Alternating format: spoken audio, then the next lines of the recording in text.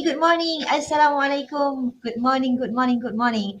Okay, how are you guys feeling today? Hi, all winners. I hope you guys are feeling great, feeling awesome, excited, just like me. Okay, so first of all, before we start, okay, I hope everyone is doing just fine. Everyone have had their breakfast, and if you look around the screen, you can see that we have the button emojis to create or to generate the feelings that you are feeling today. So please, please, please use the button nicely, wisely, and to express your feelings as well as you can. And before we start anything, I'll need you guys, all the team, to drop by at our chat room and please write your name, your group name, okay, so that we can check your attendance and know that you are present today. Okay, so I'm going to give you 1 minute for that. Yes, and yes, please spam the chat box as much as you can so that we can hear your excitement, even though this is not like physically live like that, but just treat it like we are in a hall full with audience, full with the great vibes and hype things up, okay, with the spam and with lots of chats.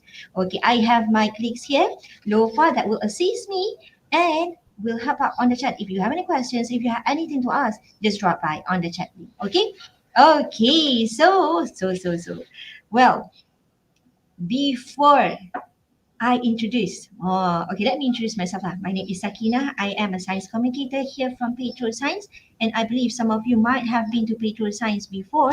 And if let's say you want to come to Petrosains, feel free to come because we are open physically and open virtually, just like this. Okay, and let us refresh the flow for today. Okay. For today, we're gonna see around 10 teams, 9 to 10 teams. They're gonna present the pitching. Okay, I think they are all very very excited. Okay, and for the pitching, they will go through this flow, which is they're gonna pitch for 10 minutes, and then we're gonna have Q&A session from our beloved judges, which are or who are very very excited because I just made them backstage just now. Okay, and then we're gonna have one comment from one of the judges. Okay, so please wait till the end and please give your support to all the teams that are presented here today. Okay, just spread some love. You can express it by using the emojis that we have on screen ataupun boleh je chat. Oh, by the way, you are free to chat in English or Bahasa Melayu. Okay, just express yourself um, as uh, as much as you can. Okay, we hear you. Okay, don't worry. All right. So, are you guys ready? Okay. Yes, I can see some thumbs up. Okay. If you are ready, I am so ready. Let us cheer for our teams today. I'm gonna call upon around how many teams, yeah, we have? Okay, we have other side. Let me read it through. We have Team Geo, welcome aboard Team Geo. We have Techno Hackers, welcome aboard Techno Hackers. Innovate Max team, which will be the team number one. All the best. And then we have Townmaker, SCB Innovation, IZMZ, Trop Bots. Who else? Who else? Yes. And yeah, I guess that's all. Okay. And congratulations for making it this far. And I am not alone, as I said before. I have my teammates Lofa. Okay, and I have all the presenters here, 9 presenters, and because this is a competition, right? We have a list of judges having here with us. So are you guys ready? Let us meet our beloved judges. And guys, to welcome them, spammers with lots of emojis. We have clap, clap, clap. We have love. We have thumbs up. We have looking good, awesome. We have love. We have celebration, and we have wow. Just use all of them as much as you can. Yes. Now we have all the judges here. Let us welcome them. Okay. So judges, you can unmute yourself if you want to, just to say hi to everyone. So first, let us meet. Okay. So first on stage kita ada Encik Nizam. Hi Encik Nizam. Hello, hi, good morning everyone. Hope everyone is doing okay and fine and excited for today. Awesome. Kita orang semua sangat excited nak jumpa korang, nak tengok korang punya presentation pitching semua. So just do your best. Awesome, awesome. Thank you, Encik Nizam. Yes, wise words indeed. Okay, do your best, guys. Do your best. Okay, and then kita ada Dr. Zurita. Over to you, Dr. Zurita. Thank you, Sakina. Assalamualaikum and very good morning to everyone. Finalists, I can call it finalists. I think they are already excited to show their prototype, to show their project. They have learned so much things throughout this RBTX program. We also excited to see your project. See you soon. Yes, super excited. Okay, thank you so much, Dr. Zurita. And then we have Miss Nur Amira Muslim from Petronas Geoscience Isaac. Okay, welcome, Hi, Miss Amira. Assalamualaikum. Good morning, everyone. Waalaikumsalam. I'm really excited to be here today. I am excited to see what do you have to show us today. And I would say congratulations to that you actually make to this stage today because you have worked so hard for the past month to prepare for today. So celebrate your victory today for just being here, right? We're gonna be supporting you. We're gonna be excited for your show today. All right. Exactly. Just have fun, guys. Just have fun. All right. So I'm gonna invite our another four judges to be on stage. So thank you so much, Miss Amira. Thank you so much, Dr. Sarita. We're gonna see you in a while. And thank you so much, Encik Nizam. Let us invite Dr. Hayratul Fatima. Okay. And then we have Miss Ranjita. And we have Encik Faiz and Miss Rahima. Can we invite them on stage, please? Okay, all right. Let me pin you guys. Hold on. Yes. Hi, Dr. Harrietto. Hi, Miss G. Hi, Encik Faiz. Hello. Okay, and oh, all right, and Miss Rahima. Okay, so over to you, Dr. Harrietto. Anything? Oh, I think the line is off. Yeah. Okay, can you hear us, Dr. Oh, I Harrietto? can hear you. I can hear you. Can you hear me? Yes, yes, yes. Maybe one or two words advice Yeah. for our. Okay. Good luck to all the finalists. Looking forward to see your creativity and innovation. Don't worry, you are all winners. So just enjoy the process. Okay. Exactly, exactly. Thank you so much, Dr. Hairatul. Enjoy the process, guys. Okay, next, Miss Ranchita. Hi, morning. It's Ranjita. And like what the others were saying, I'm truly excited to be here. And I'm really excited to know, the problems that you're trying to solve as well as the impact that you're trying to create. So that's really something that I'm looking forward to. So good luck, everyone. Thank you so much, Miss Ranjita. So Miss Ranjita is actually from Petrosains, yeah? All right. Thank you so much, Miss Ranjita. Next, also from Petrosains, we have all the way from Kuantan. Okay, Miss Rahima, over to you. Thank you, Kin. Assalamualaikum. Good morning, everyone. Congratulations and good luck. Do your best. Have fun. You are all the innovators. Dah pun sekarang So good luck again. Thank you so much, Miss Rahima. And last but not least, we have Encik Faiz. So welcome aboard, Encik Faiz. Over Hi, to you. good morning. Happy Saturday, everyone. I'm Faiz. I'm so excited to be here this morning and excited to hear all the panelists pitching session later on. And most importantly, don't forget to have fun. That's all. Exactly. So the key point here, guys, is don't forget to have fun and please enjoy the process. Okay. So we have from Petronas University Technology Petronas, Dr. Hairatul just now. We have Encik Faiz, which is who is a geologist, a reservoir geologist from Petronas, and we have from Petroscience Miss G and also Miss Rahima. So thank you all the judges. Well, I know everyone is super excited. So and I also believe that our team, the first team, is also super excited to present your pitching. So, guys, let's spam and greet the first team that's gonna present for today. We have jing, jing, jing. We have all the way from Sabah SMK Balong. Let's welcome aboard Innovate Max team. So we have Adik Balkis, Adik Auni Nadira, and also Adik Fadila. Let us greet them on stage, shall we?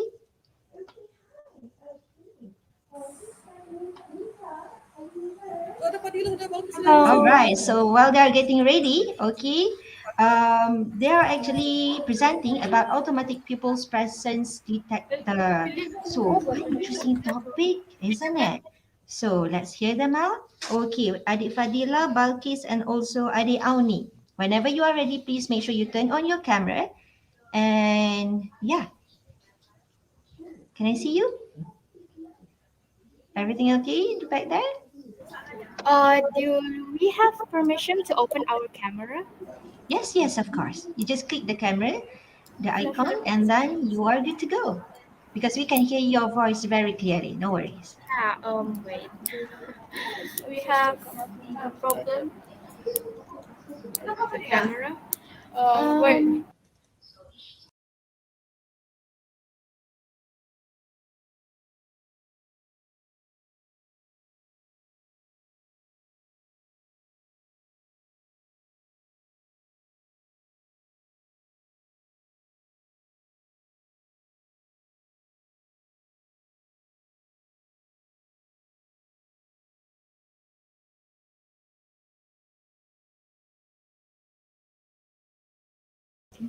All right. So while waiting for them to set up their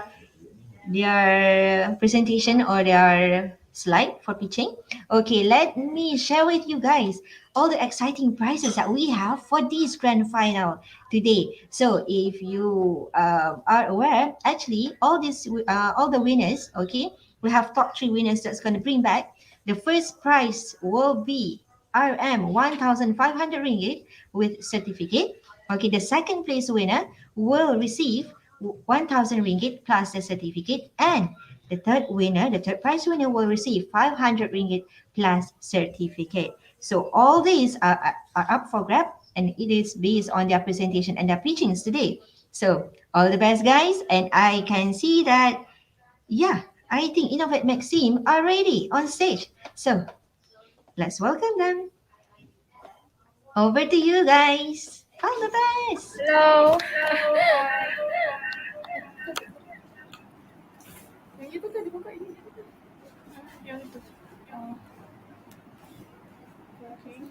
So there's some technical problems with my camera. So we'll be using our Hi, Adik friend Balkis. Hi, laptop. Innovate Max team.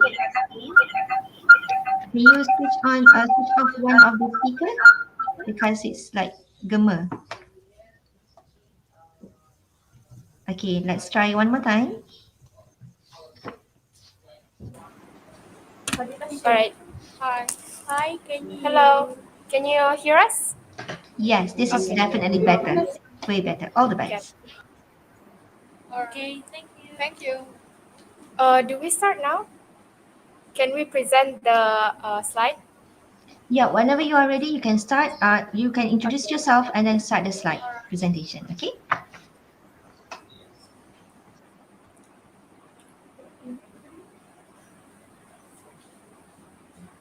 From current slide.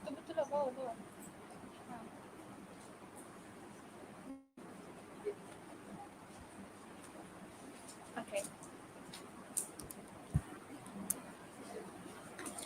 So, Assalamualaikum everyone. We are Innovate Max team. My name is Nur Fadila binti Yun Young, age 14. My name is Auni Nadira binti Sulaiman, age 14. And I am Nurbalkis binti Badu, age 15. Our mentors are Puan Asyaya and Puan Aziza Liu. We are from SMK Balung. Today we're going to show our invention that's called Automatic Pupils Present Detector. Basically, it helps teachers record attendance and notify us if there's too many people past the door using sensors and digital counter.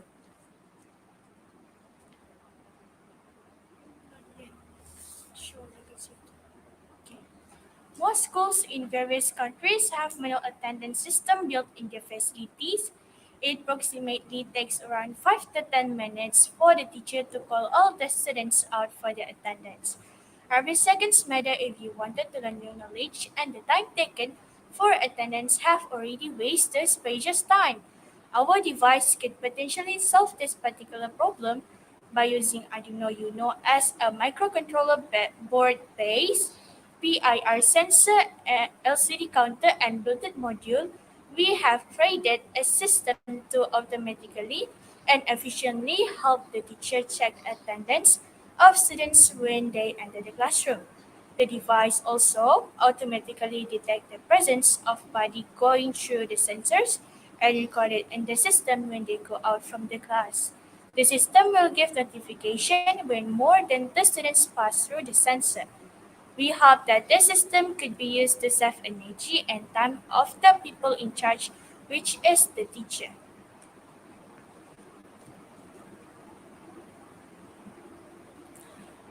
The project flowchart. Here is how it works. First, students will enter the class.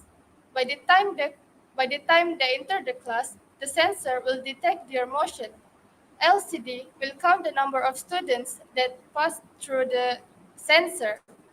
When there are more than two students exit from the class, the teacher in charge will receive the notification. Project significance and SDG related. The impact of society.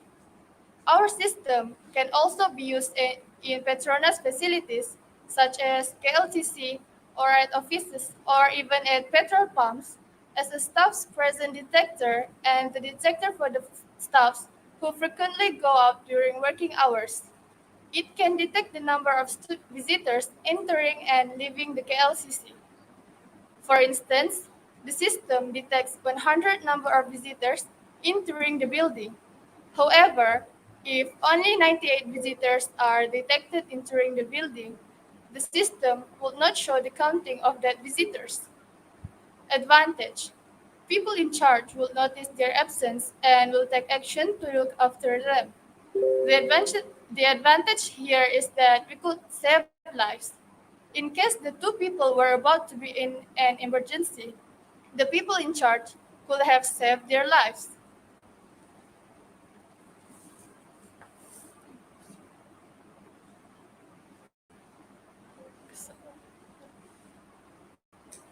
So this is the enter simulations. We have put the image here, the student count, the real image in real life, and there's the coding here, the exit simulation, the notification we got in the blink if there's past the limit of people going out. There's the coding right there. Product specification. We use Arduino Uno, a low-cost, flexible, and easy-to-use programmable open-source microcontroller board that can be integrated into a variety of electronic projects. And to connect the system, there's passive infrared sensor, PIR sensor, to reliably detect people, detect the presence of body that goes through the sensors, liquid crystal display counter, LCD counter, to count or show number the presence of body going through the sensors. Bluetooth module belongs to the transmissions layer of IoT to convert serial port or TTL level into embedded model which can conform to Bluetooth wireless network communication standard. And the last, Internet of Things, IoT, a purpose of connecting and exchanging data with other devices and systems over the internet, and to give notification to the teacher in charge to blink. Um, I will be showing you a video that we have record so that You can understand you better. can understand better.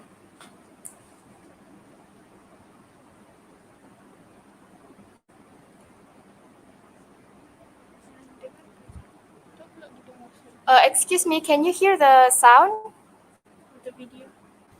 Not really. There's no sound from the slide. Or I'll just say the script then. Yang video sana tuh. Oh, ya, oke. Oke.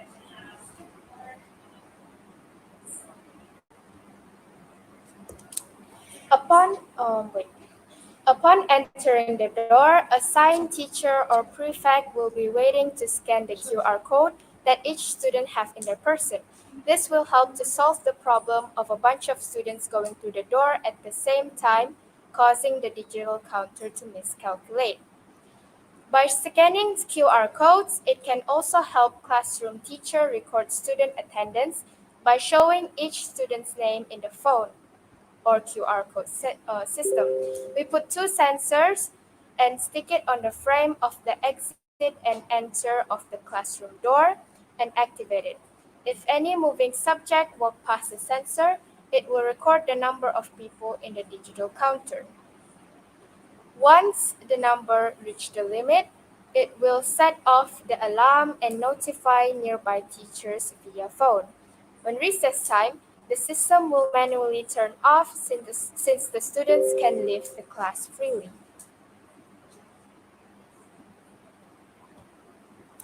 That is all from our team.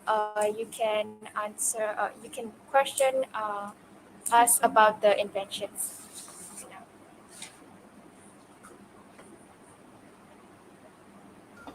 All right. So thank you so much. Thank you so much, Innovate Max team. So, all right. So that was very, very interesting. How are you guys feeling now?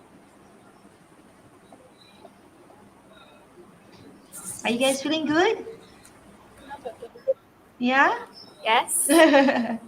Okay. All right. Just A bit okay. So nervous, I but believe yes, yes.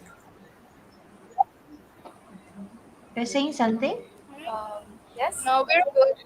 You're No, No, we're no, very, no, good. very no, no, no, good. no. Okay. Yes, and actually, if you look at our chat room, they are spam with very, very motivating words. Okay, so please, you guys did great. Okay, now let us welcome our fellow judges that will give some comments and also give Q&A session for about your pitching just now. Okay, so are you guys ready? Innovate Max team. I'll invite the judges. Okay. All right. So I'll remove your presentation face. Okay. Let's spin up the judges. We have Miss Rahima on stage. Miss Ranjita. Yes. So if you guys are ready, over to you. Okay, Assalamualaikum. Balkis Fadilah Auni. Boleh dengar ke? You all boleh dengar? Yes. Yes. Okay. Okay, untuk Innovate Max team, congratulations. It's a great innovation. Cuma nak tanya in terms of if you want to commercialize it untuk kita jual, how much is the device and is it feasible for us to have it at each class lah? For example, one school kan average we have 5 classes for Form 1, 5 classes Form 2, 5 classes Form 3. Is it feasible to have this device at all classes? And how about the cost? Okay kah?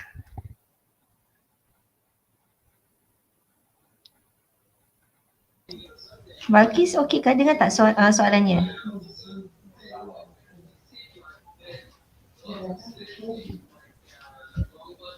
Ke mau di rephrase? Mau diulang? Oh, maybe Miss Rahima, maybe you want to repeat the questions again? Ya, boleh. Cuma Balkis boleh dengar ke suara saya? Balkis Fadilah Auni? Anybody? Tak dapat reply from them, Kin. So, Yeah. takut orang tak dapat dengar, kan? Okay. Balkis, are you okay? Can you hear us? Boleh dengar suara kami? Yes? Kalau boleh, maybe you want to reply? Maybe you can respond. Some Yeah, other you want to tulis talk back hand. or maybe you can chat. You can also reply by chat juga. A second, we need to know whether you guys can really hear us. Sebab diorang, by the way, they are actually from Sabah, Tawau Sabah. Yeah. So quite far kan from here though. So maybe the line or something. Okay, so everyone is okay? Can they use Or maybe because I can see we have another account juga from SMK Balon Tawau, adik Fadilah punya. Maybe you can use Fadilah punya account instead. Can you do that? Yeah, asalkan at least macam one you can use for the audio and another one for this one you can use for the screen lah.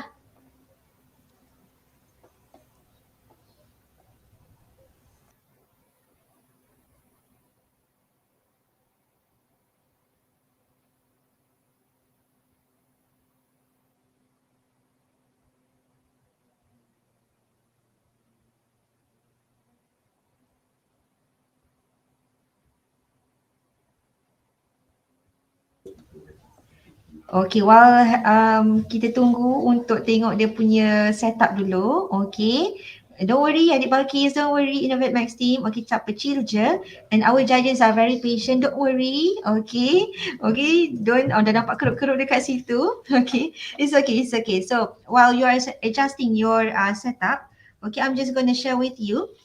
Okay, for all the participants here and also for all the audience that we have here, actually we with this RBTX challenge, we are not really like just the challenge itself je yang ada. Okay, we also have our partners booth. We have partners from Petrosains, we have partners from Microsoft, we also have partners from SenseTime that are having their virtual booth here in RBTX challenge. Okay, they are here. So guys, if let's say you want to drop by at their booth, okay, feel free to do so. Sambil-sambil kita dengar kawan-kawan kita present. Okay, so what you can do actually, if let's say you are not presenting, okay, apart from the grand prize that we have for the winners, 1, 2, 3, we also have a very special tokens or very special gift from our partners. Okay, so apa yang you guys kena buat whenever you go to our partners booth, what you need to do is just interact, respond to them, and then maybe they have other quiz, they have questions or something. You just make yourself present and then just interact with them, collect points as much as you can, and you can redeem nice, awesome prizes exclusively from RBTX Challenge 2021. Okay, so yeah, we are very, because this is near Christmas, right? So we have lots and lots of prizes in still for you guys. Apart from the participants, the audience too can gain prizes as well. Okay, so yeah, I can see that they are waving now. Adik Balkis, Fadila, and Auni, are you ready? If you are ready, you can just speak out. Boleh? Boleh ke? Okay. If tak boleh, tak apa. Maybe you can try dekat chat pula. Maybe you can type down at the chat. Boleh? Yeah, if you hear the soalan tadi, you can just answer the questions dekat kita punya chat. Okay? Boleh? Tak apa, tak apa.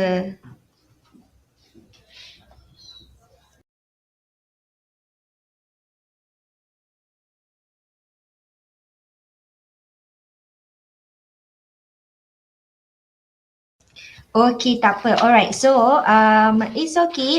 Innovate Max team, we'll do like this. Okay, so untuk kita punya Q&A session. Hello, hello. Yes, hello, hi. We can hear you. I'll just use this account. Sure, can. So this is for the next punya account that we are using, and maybe you want to Open mic. Okay, dengar. Okay, our judges, Miss Ranjita and Miss Rahima, you can hear them also, right? Ya, boleh. Yes, clear. Boleh. Okay, so Balkis, Fadila, Auni, my question just now about the price of each device.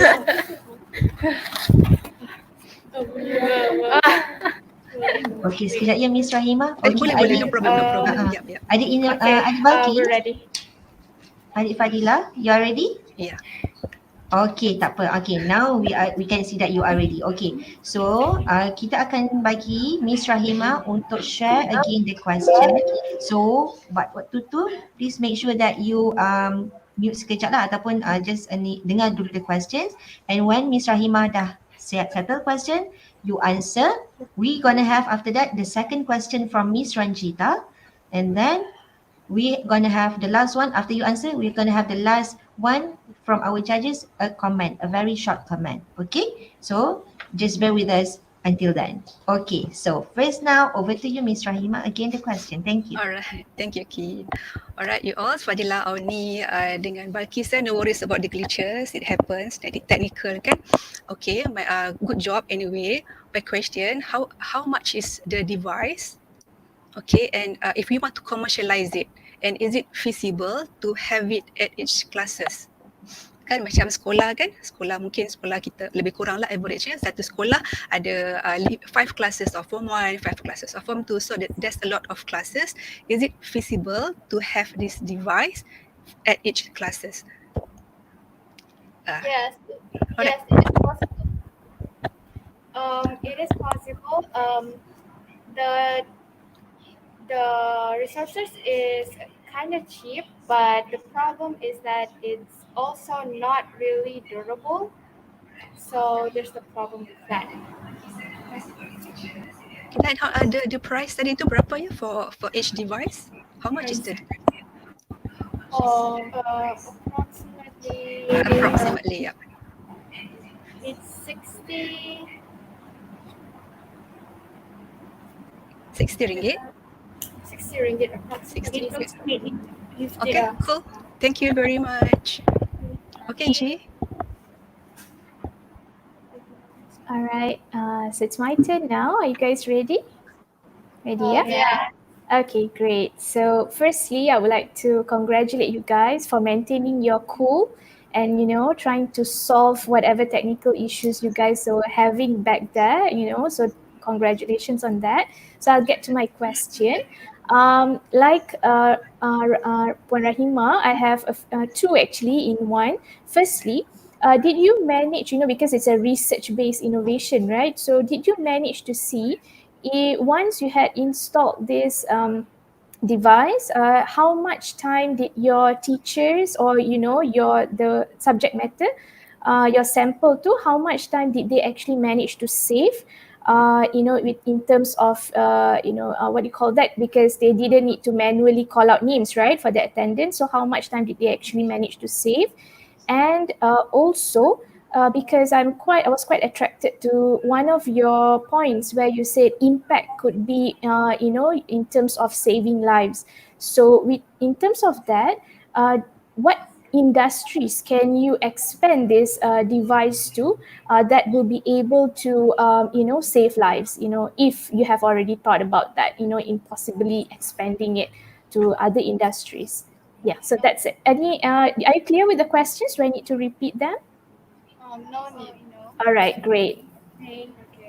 Thank you. About the saving lives things, during this time it's COVID, right? So we actually focus on that. Like maybe we could also use it if the pandemic's over. We can put it on the ICU where limited patients can go in, and it can save lives so that the pandemic's not spreading everywhere, and there's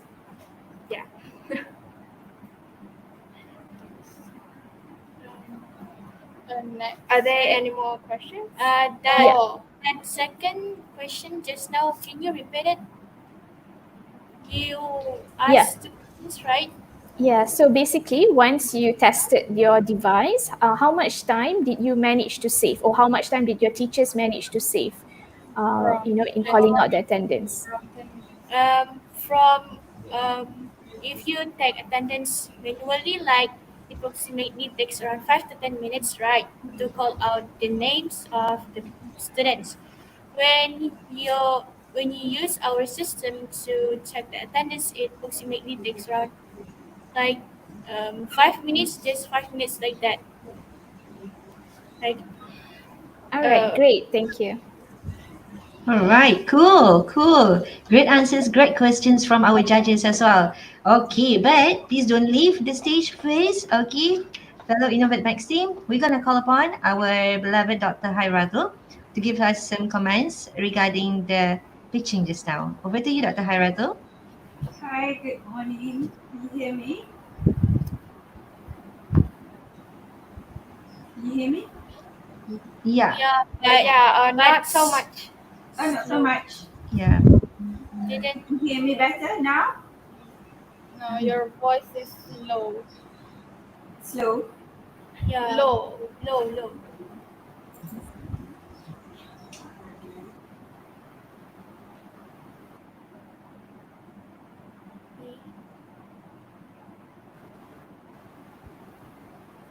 Is it still low right now? Not so. It's better now. Okay, great job. Okay, great job. Don't worry about the glitches. Even I'm having glitching right now, right? Okay, so it was a good presentation. So I'm just going to give you comments on how to improve or how to go forward. Yeah. Boleh dengar? Tak jelas sangat. It's not very clear. I try to Yeah. get the speaker.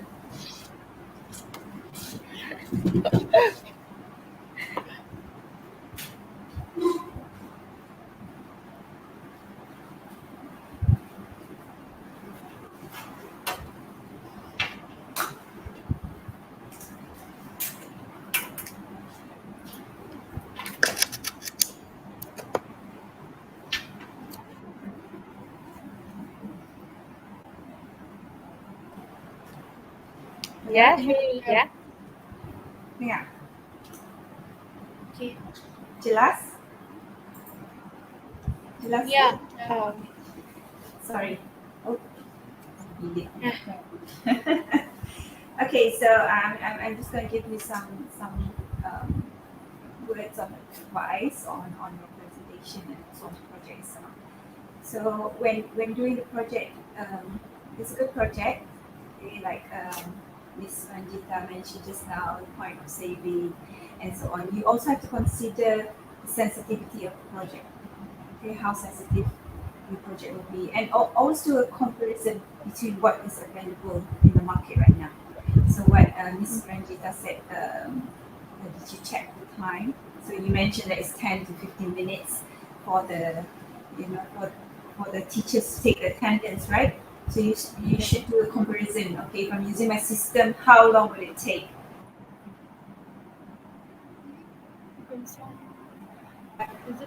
You're trying to pitch, you're trying to show that, okay, my innovation is a good innovation and it's better compared to what there is in the market or the conventional way that we're doing right now.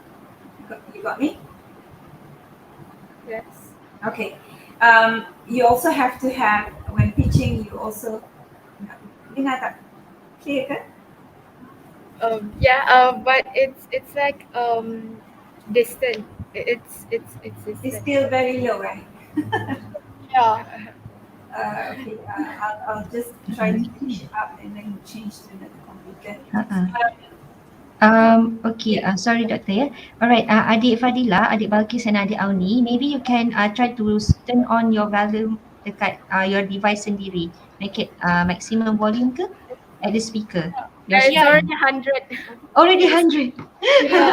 Sakina, can you hear me clearly? Yes, because I can hear you.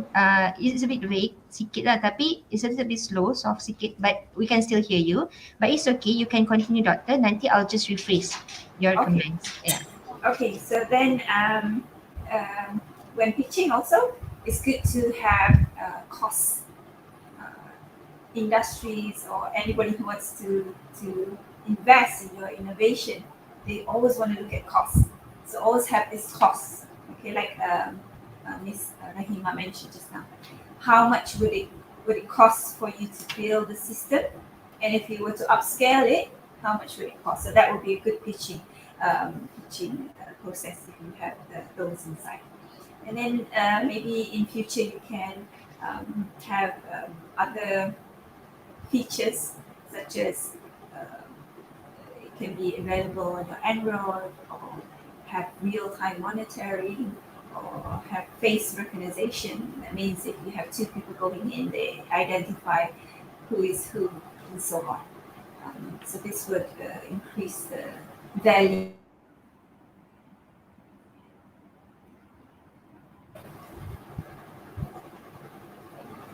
Okay, I think that's from me. Sakina, pass All back. right. Okay, thank you so much, Dr. Hairato. Thank you so much, Ms. G, and thank you so much, Ms. Rahima. Okay, so basically, all in all, let me conclude. Saya just simpulkan sikit ya. Alright, so first of all, whenever you do a pitching, just to upskill, okay, to move forward, when you are when you pitch something and what you want to sell it, especially, first you need to know that how much that you actually spend for building the apps or for building the projects that you are pitching. Okay, so yang tu penting. And then the second one, as mentioned by Dr. Hairatul juga, okay, yang pasal cost ni, Dr. Hairatul and Miss Rahima memang ada share cost sekarang, how much do you spend, and also the cost that might incur bila you upskillkan the system itself. And from Miss Ranjita, if let's say you have more time, actually you can also include in your pitching sebenarnya how much time they actually can save when they use this project, so you can make a comparison and how this project can actually benefit others, not just inside the school, not just for teachers, but maybe we can expand furthermore to industrial, to any organization, or just to make it more marketable. Okay, and last but not least, if I'm not mistaken, you can also from Dr. Hairatul, you can also include in your pitching actually, if let's say you boleh masukkan other features, maksudnya you boleh jivekan dengan other apps Android, ataupun you can include some more features macam tadi you guna QR, okay, QR code. Now you can maybe later you can use macam face recognition punya system juga. Okay, for your project. Is it correct, guys? Am I doing good? Okay, we are good. Okay, so congratulations, Innovate Max team, for your presentation. Thank you so much, Miss G. Thank you so much, Miss Rahima, and thank you so much, Dr. Hairado. We're gonna go next for our next team. So I hope everyone is ready to greet. Let us greet our next team, the second team. Who will it be? Hi, Jang, Jang, Jang. Let me see. We're gonna call upon. Okay, all the way from Johor. Okay, guys, let's give a warm welcome. Okay, a warm welcome to Team SCB Innovation. We have from SMK. Morning, Puan. Yes, wow, looking good, looking sharp. We have again, how should I call you, Devin? Is it? Okay, can so, Okay, Devi. all right. So Devin, are you ready? You're looking good. You Yeah, seem I was ready. ready. I was excited. Okay, I awesome. was And I excited. believe the judge is also ready. Okay, so your mic is good. Your setting, I think, is also good. Are you ready with the slide? Yeah, I done. Oh, I ready. awesome, awesome, awesome. So guys, let's give a warm welcome. And whenever you are ready, just turn on your slide and you're good to go.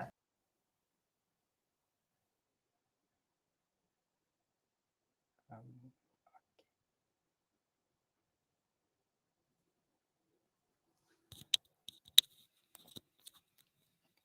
Okay.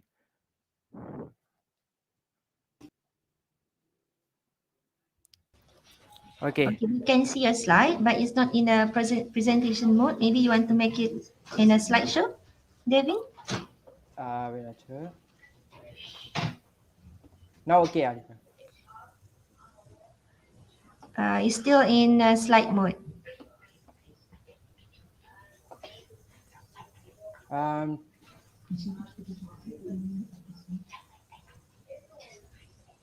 Teacher now. Hello, teacher. Yes. Now. Uh, it's still okay. Or maybe you just get the slide to be bigger. Okay. So yeah, because the presentation mode is not yet open. I just teacher. Okay. Okay. And you Okay. can minimize the notes section so Okay. that we can see your full slide. Okay. My project name is Smart Home. My name is Devendra Kumar. My group name is SCB Innovation. So today I'm going to show my project slides. First thing, my project statement. I researched and my case study. The case study took place at the request of large provider of mobile telephony service. The project entailed the building of a functioning smart home in which new domestic technologies cloud be evaluated. Because the house in question is a research environment, it has no permanent residents. Attempts to evaluate the technology in use in the house then had to be done thought the evaluation of short-term family residence. The smart home can be managed by family members. And the problem is at home, a lot of people forget to turn off light, fan, and plug. The problem is if we forget to turn off the light and fan and plug, the electric current take too much and the bill get expensive. So for the solution, okay, for the solution, wow, project is the solution to above problem statement. We use Internet of Things, I mean IoT.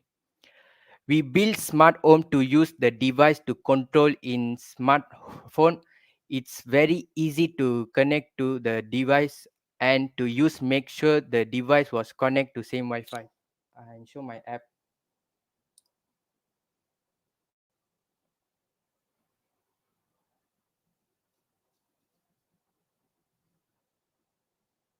This app I use.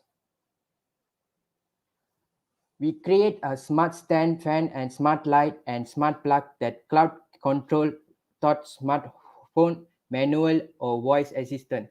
The solution is that if we forget to turn off the fan, light, or outlet, we can use our smartphone or voice assistant to manage how far away they are.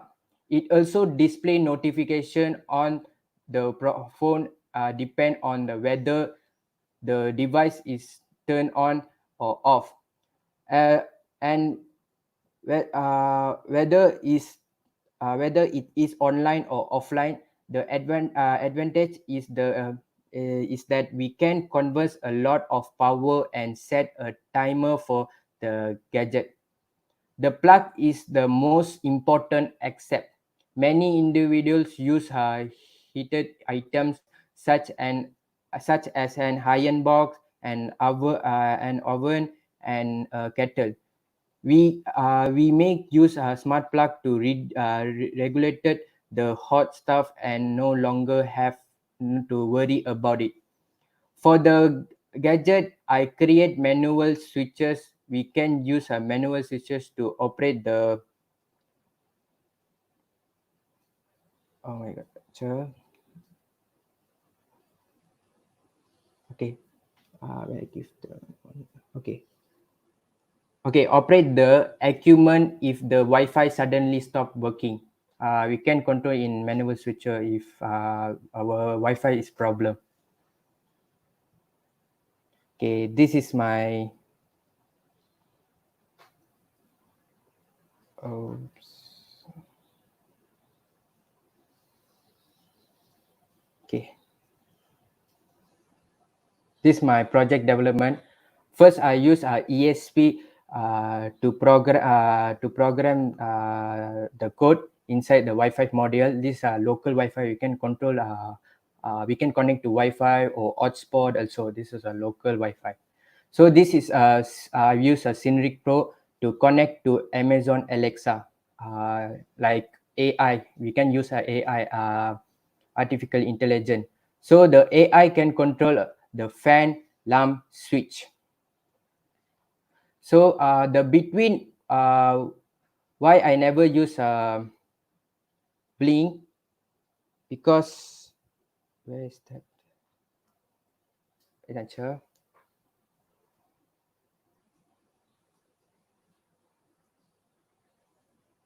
Okay, because the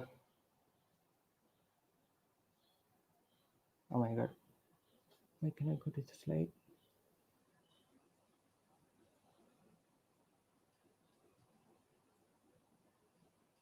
Okay. Okay, for the Blink, I tried to upload the code, but I cannot to connect to my AI. So the manual switches very reply late. So that's why I never use a Blink, and it's cannot control by the far away also. But Syndic Pro can use a how far away also. We can connect to our same device and make sure the Google account we need to be a same. Why I use ESP8266? Because ESP8266 can install in one driver only, so it's not give a problem also. So it's a best module for all people can use the ESP8266 module. Why I never use EXP32? Because ESP32 got a lot of drivers, so it's got a lot of issue in GPIO pins. So that's why I never use the ESP32. Okay, my project innovation is wow is aimed in improving our smart home, because a lot of house got electric current problem is main electric current bill is expensive issue in the world. Wow, we are changed the home to smart home with the world suitable developments. This is my developments smart home, but got a 9 developments. For the IoT, what means IoT? We use Internet of Things in controlling a smartphone, and voice assistant can check the device notification at phone the device on or off. For that, I use Alexa app to connect to the Synric Pro. We use Alexa to control the device by voice, can set up our device using routines on Alexa app. Example, can set a morning and night to turn on and turn off the lights and fan and plug. I think, okay, this is my project follow chart. First, we need to start and internet connected. If don't have internet connected also, we can use without internet connect to the manual switcher. This is enter module with internet, and control we can change to switch application state, and enter module without internet we can use manual switcher without internet, and Synric Pro control automatically change if the internet not connect. So it will change to manual controller and update to Synric Pro, and this is the end. Okay, this is my product specification.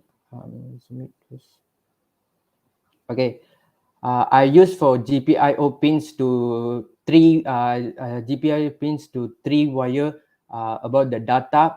Another 2 wire is plus and minus for the relay. And I use a manual switcher in GPIO pins. Another else we got a ground. And this is the AC wire. When we are doing the project, very careful when we using AC wire. Make sure we using AC wire. Please turn off the 240 voltage AC, and carefully to connect to the AC.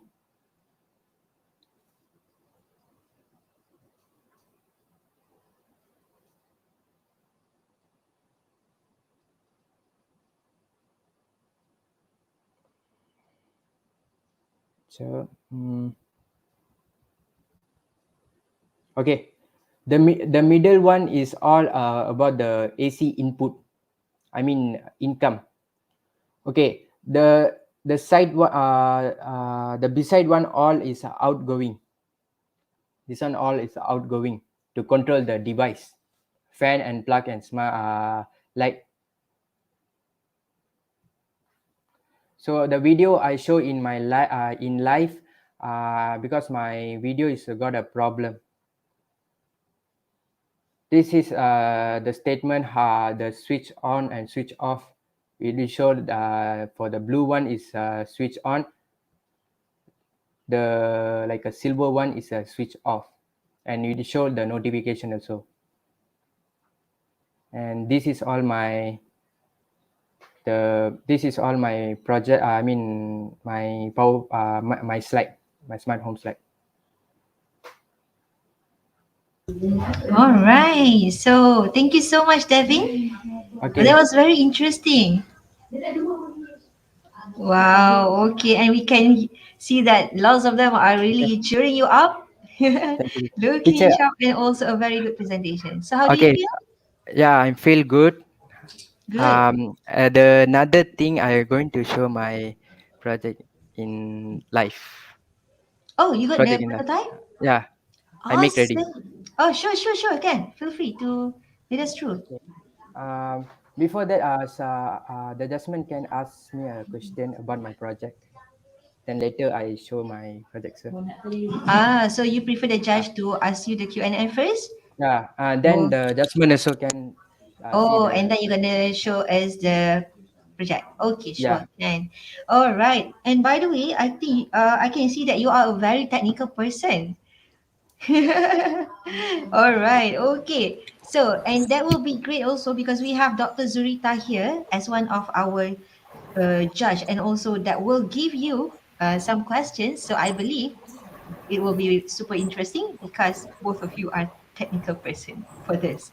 Okay. So Morning for let one. us call upon, and yeah, we have Dr. Hairatul, Dr. Zurita. Wait, let me pin them. Okay, so the first question will be from Dr. Hairatul. Over to you. Okay, me first. Can you hear me loud and clear? Yeah. Okay, good. Good job, Davin, right? I call you Davin. Yeah. Thank you, teacher. Only one person? Yeah, Is only your own? person because my teacher got a lot of work in school. That's why she cannot able to come to final. Okay. Again, as previous groups, have you estimated the cost to develop this? Yeah. Okay. So I sell this project 120. 120. Yeah. What are you packaging? What are you selling? What is in Okay. that package? Yeah. Okay. Inside I make just in one box, just connect and turn on like that. Okay. And got in on top we got a manual switcher to control. So it's a very easy all in inside. So people can don't have tension to what got a lot. I mean, what do you call? What do you call? It's not danger. Like it's not danger to connect to the device. So it's a very protection box. I'm use this box like this. Teacher can show. Teacher can. Yeah, I can see. So I use this project. This one box. Just connect in one wire. Okay. So how?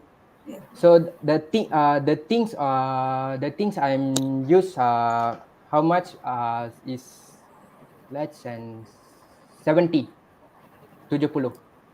Okay. So my in my for my cost is 50 ringgit because I spend a lot of time for this, and when I sell I use in 1 month. Got a issue or not? Hello. Yeah. Can hear you. Yeah.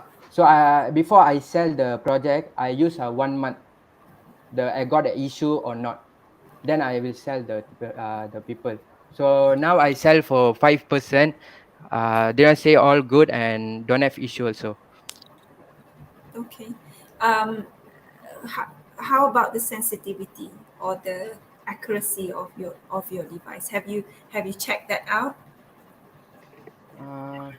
Do you have like an analysis or statistic of how good your device performs? Oh, analyst. I don't know. Don't have. Don't have. Have you compared with other products that might be similar to your innovation? Yeah. For my innovation, I compare. If we bought now we got a lot of smart switch in Shopee. In they are selling a product in own product. Then when I buy and use, I cannot connect to how far away also. But my project we can do in how far away, Okay, because so a lot of people don't have in house Wi-Fi, so they're not able to use a hotspot. If we buy the product, we cannot connect to hotspot. We need to connect to the Wi-Fi only. But my project can use our hotspot Wi-Fi. okay, so that was one of the questions that I wanted to ask you. What would the radius be? Okay, did you do any studies on that? Yeah. So how far can it work? For this, I turn on 24 hours for the project. 24 hours to analyze the hot inside the hot, the what we call ESP82266, the module, right? So I turn on for 24 hours. So I use a cooling fan on top the Um, cooling fan. Then that thing reduce the hots outside. okay, I'll pass it to Dr. Suryati if you have any questions. If All that right, you, Dr. Sarita. can you hear me? Yeah. Yeah. Okay, all right. Okay. Okay, Devin, thank you for your presentation. I believe that you have learned so much of things when you integrate one device with another device. Okay, my question is, you prefer to use a Synric. I hope that Still, moderator allow me to ask two questions. Okay, um, you prefer to use a Synric Pro compared to Blink, right? Okay, yeah, this Synric Pro, is it open source software? yeah, open source software. Not an Is app. it the coding that you develop? Is it stored in the cloud or Oh, store in cloud. Store in cloud. cloud? Store in cloud. Uh, do you do some study on the Blink? Yeah. The Blink also store the coding in cloud, right? Yeah, sir. In the server. So actually, for Blink and also maybe a Syncret Pro, can be control all the device from far away as long as you connect with the server. Yeah. Yeah, internet. Okay. The second question is, you use the ESP8266, right? Uh, Yes, sir. can you tell me? I believe that you already study a lot of ESP 8266.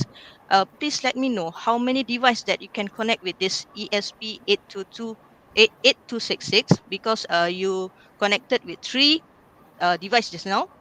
Okay, Yeah. if you want to expand this project, how many devices that you can use, and if you plan to connect with more device, do you plan to change your board, or maybe you can give your idea?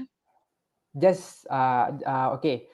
For that, ESP8226 can connect to 8 device, maximum 8 device.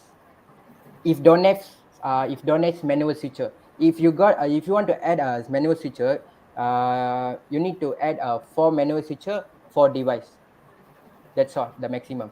And another thing, I'm use a tester board for that.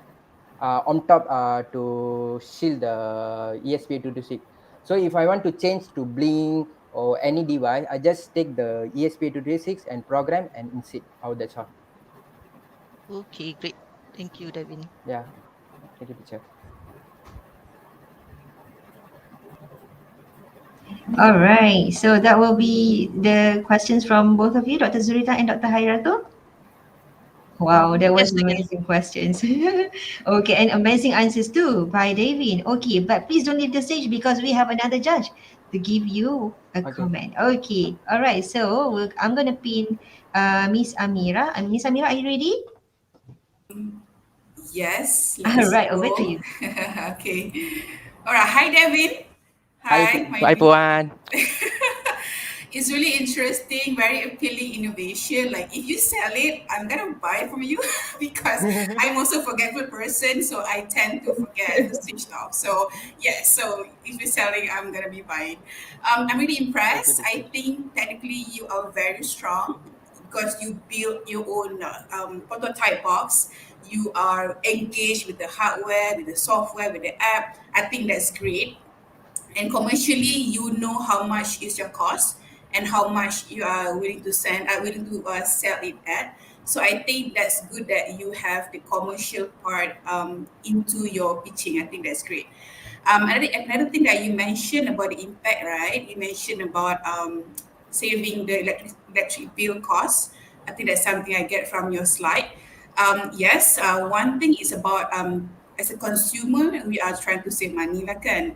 But Yeah. also what you can add if you want to sell your idea later is impact to the environment, because we also have to bear in mind when we generate electricity, we are emitting greenhouse gases, kan? Sebab electric come from coal, from natural gases.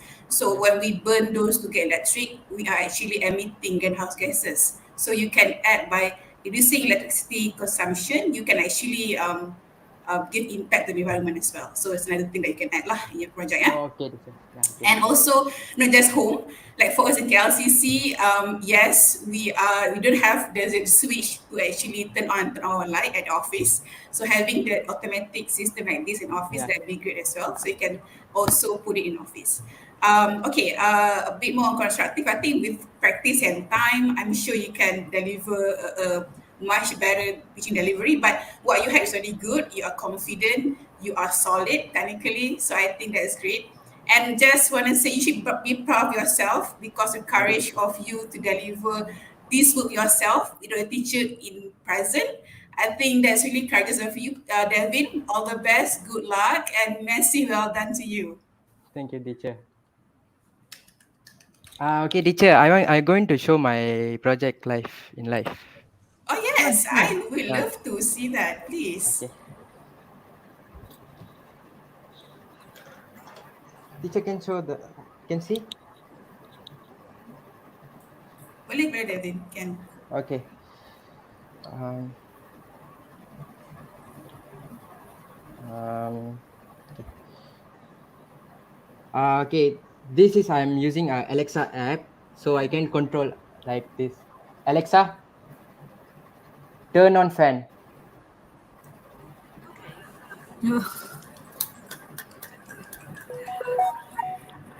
Alexa, turn off fan. Alexa, turn on light. Alexa, turn off light. We can control in switch also.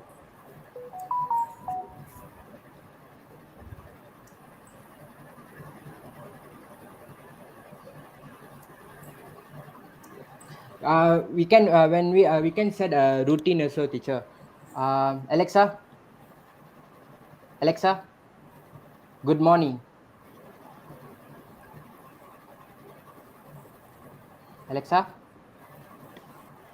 Alexa, good morning. A very wonderful morning to you. Oh my God, yeah, teacher. Don't worry, David. Alexa, good morning. A very wonderful morning to you. I think I set the routine. It's all right, Devin. I think the thing was. That's Like okay. That's Okay. really good already. Oh my God, congratulations. I'm so proud of you. And Clap. this is the manual switcher, teacher. Ah, okay. I use the manual switcher.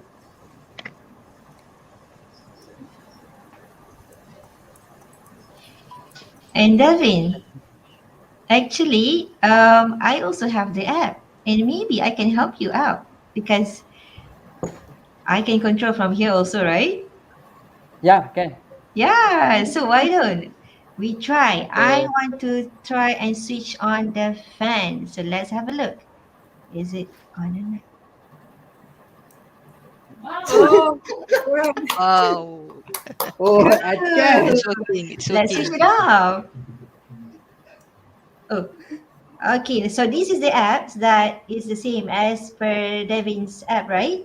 Yeah. Yes. So this is Synric Pro, and I just have the switch here, and this is the fan, and this is the light. So let us watch for the light. Okay. So Miss Amira, I think you're gonna buy this afterwards, right? I'm totally buying. I'm Just buying. Already proof. just Already make sure you put foolproof. it in the order list because I'm the next one after. Okay. Okay. All right. So for the lights, let's switch it on. So let's Awesome. And switch it off. There you go. So maybe later, maybe we can just add some more tools, right, Devin? And maybe Yeah. you can customize for us then. Can sorry, sir. Can, All of course. right. Awesome, awesome. Congratulations, Devin. And thank Thank you, you so teacher. much, all the judges, for being here and give all the supporting comments. Yeah, oh, thank you so much. And all the best to you, Devin. And Thank you, guys, teacher. so that will be all from Devin. And for the rest of the team, please don't leave yet because we're going to have a short break afterwards before we go for the next team. Okay, and for the next team, the third team will be Town Maker. All right. So Town Maker, before you start, we're going to play just a short video. So please stay tuned and just get yourself ready. And yeah, let's watch the video. See you in a bit.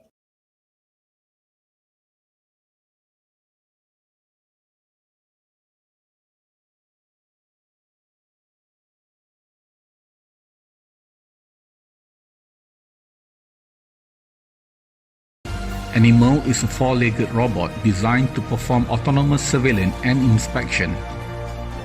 Programmed with obstacle avoidance capability has allowed Animal to work alongside humans safely.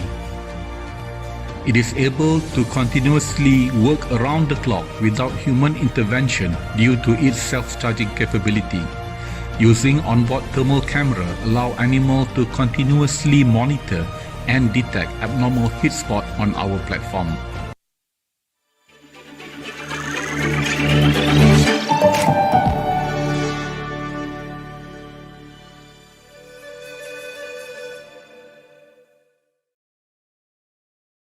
Introducing Bike, the internal vessel and tank inspection robot.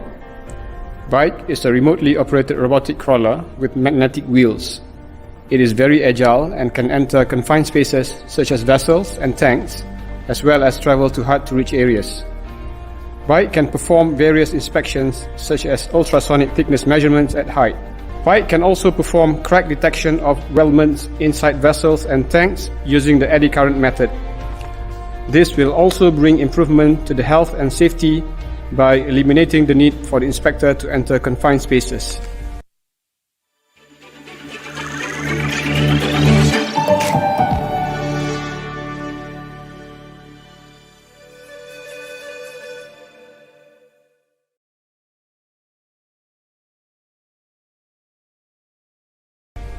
For external inspection, using in-house engineering talents, we combine commercial drone with UT tools to customize a solution that can provide quality UT measurement in shorter time, while eliminating scaffoldings and improving HSE.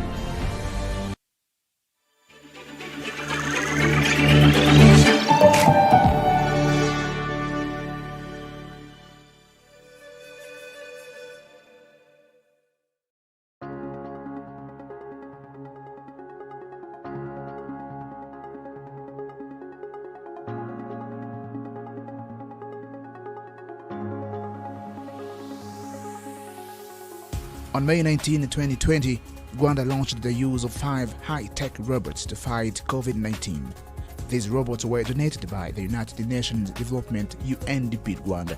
The robots have the capacity to screen 50 to 150 people per minute, deliver food and medication to patients' rooms, capture data and notify officers on duty about detected abnormalities. Here at the University of Antwerp Hospital, they're doing that through a robot. We were given a QR code on entry. You scan it into the robot, and it now checks to see whether I'm wearing a mask, which I'm not right now, and it's telling me I need to put my mask on. As I do, it says that my temperature is 36.4, that's allowed, that's within the range, and then it should come up on the screen here to say that I'm green to go. I'm okay to go.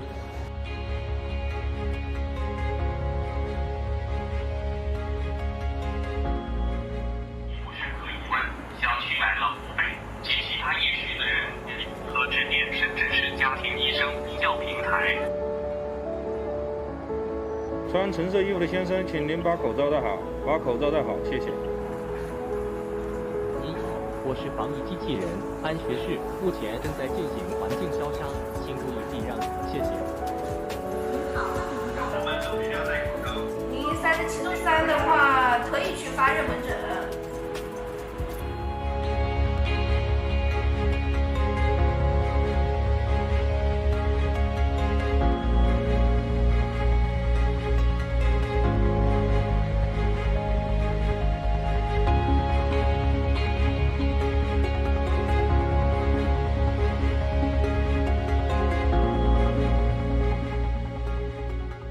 不少同学都注意到了这位新伙伴，他可以同时检测15个人的体温数据，还能识别有没有人没戴口罩。它不仅在大屏幕上实时显示每个学生的体温数据，还在监测到体温异常的情况时立马大声报告。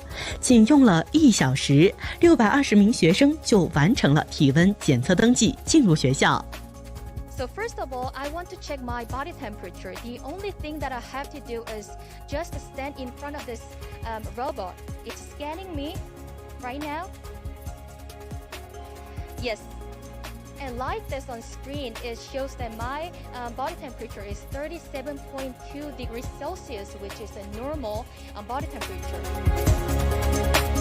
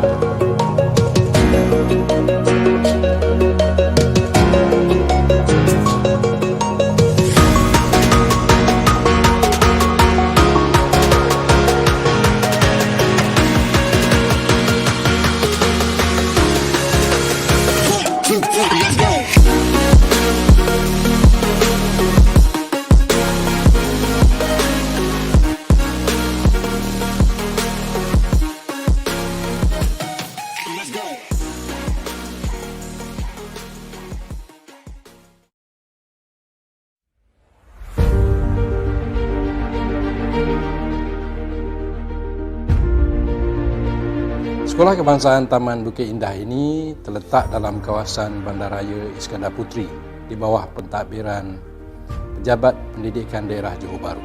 Apabila saya mula bertugas di sekolah ini telah terkenal dalam memperkasakan teknologi maklumat dan telah ada pencapaian di peringkat antarabangsa. Melalui pencapaian dan pengiktirafan yang kami terima, maka kami telah dipilih oleh bahagian teknologi pendidikan negeri Johor untuk menjadi antara 10 buah Microsoft Showcase School di Malaysia. Pengiktirafan Microsoft ini adalah satu penghormatan kepada guru-guru yang telah menggunakan teknologi sebagai alat bantu mengajar yang efektif dalam pembinaan kemenjadian murid secara holistik. Pada April 2019, saya terpilih mewakili Malaysia ke persidangan Microsoft Education Exchange yang diadakan di Paris. Ketika berada di sana, saya bertemu dengan pendidik dari seluruh dunia dan kami dapat bertukar idea untuk memantapkan mutu pembelajaran dan pemudacaraan. Kami sering mengadakan aktiviti menerusi Microsoft Global Learning Connection bagi menghubungkan kelas kami secara maya lantas mewujudkan situasi pembelajaran tanpa sepadan. Melalui akaun Office 365 ini, kami dapat menjalankan pembelajaran berteraskan konsep gamifikasi yang tersedia dalam Minecraft versi pendidikan. Pelajar didedahkan dengan elemen kreativiti, pemikiran kritikal, penyelesaian masalah, kemahiran berdikari dan pengaturcaraan. Selain itu, kolaboratif antara warga sekolah dapat dimantapkan melalui penggunaan Microsoft Teams. Penggunaan portal Microsoft Educator Community juga disebarkan kepada seluruh warga pentadbir daerah Johor Bahru sebagai salah satu platform untuk pembelajaran kendiri, pembangunan profesionalisme guru dan sumber rujukan pembelajaran dari seluruh dunia. Pertamanya, melalui program Microsoft Showcase School, guru-guru yang diiktiraf sebagai Microsoft Innovative Educator pastinya akan dapat memupuk pelajar dengan kemahiran yang berteraskan kepada ICT. Dan ini pastinya akan menyokong inisiatif Kementerian Pendidikan Malaysia yang selama ini ingin memastikan bahawa semua proses pembelajaran adalah berpusatkan kepada pelajar. Ianya adalah berteraskan kepada 5 elemen, iaitu yang pertama komunikasi, kolaboratif, kreativiti, pemikiran kritis serta nilai dan juga etika. Dan bersama Microsoft dan TM1 ini akan membolehkan inovasi pendidikan digital berkembang dengan lebih luas. Selain daripada itu, Microsoft Learning Tool juga dapat dimanfaatkan dalam menyokong program Dwibahasa Kementerian Pendidikan Malaysia. Kami di Kementerian Pendidikan Malaysia akan terus menajui transformasi generasi bestari melalui teknologi pendidikan yang inovatif. Memorandum persefahaman partner in learning antara Kementerian Pendidikan Malaysia dan Microsoft Malaysia mencerminkan usaha untuk memperkasakan sistem pendidikan negara selaras dengan perubahan teknologi dan juga persaingan global. Saya merasakan kejayaan kami menjadi Microsoft Showcase School adalah hasil sokongan padu daripada pelbagai pihak. Saya selaku peneraju utama pendidikan negeri Johor berhasrat agar sekolah-sekolah lain dapat mencontohi SK Taman Bukit Indah dan menjadi Microsoft Showcase School pada masa hadapan.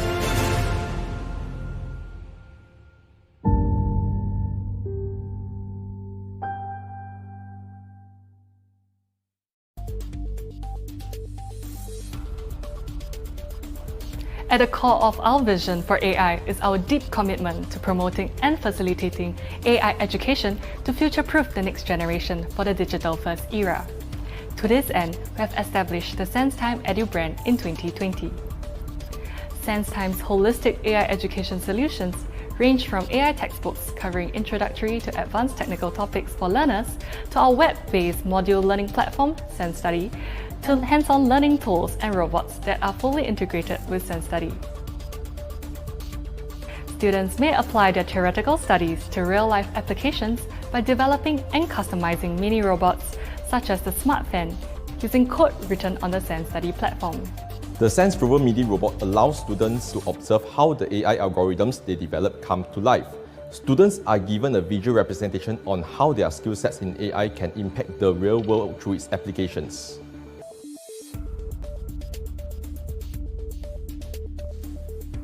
SenseCare combines advanced computer vision and 3D post-processing technologies to create a holistic, intelligent medical imaging solution for concurrent deployment across medical departments and hospitals. It is fully accessible via web browser to securely help facilitate communications for patient treatment planning and rehabilitation evaluation. We are developing a full-fledged autonomous driving solution based on multi-sensor fusion and computer visions. Our technology serves to reduce the number of road accidents caused by human factors.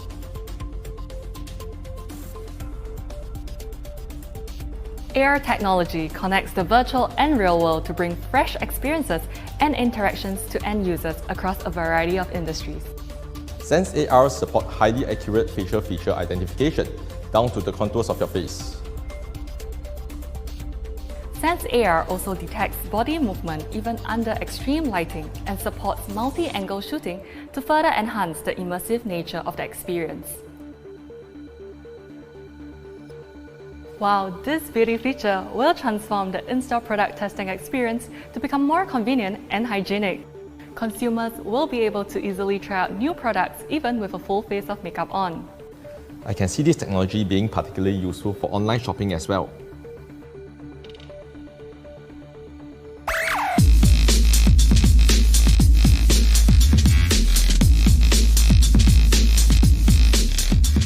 We hope that you have enjoyed our virtual tour of the SenseTime International AI Innovation Hub.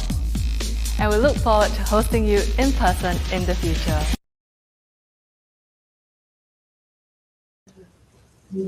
Okay, hi, welcome back. Yes, we are back on stage. So, how are you guys feeling? That was a very interesting video, isn't it? So that was the video from our partners. Okay, so we have, if you notice, we have from Microsoft, we have from SenseTime. So please, please, please don't forget to visit their booth that we have in this virtual RBTX Challenge 2021. Okay, so before we start calling in the next team, okay, please, if you notice that we actually have these buttons on top of our chat box. So actually I noticed that we have Q&A, one questions from our team or maybe the audience. Let's see. Yeah. Oh, there you go. Oh, I thought it was a question from okay, so this question, oh, need to present in English?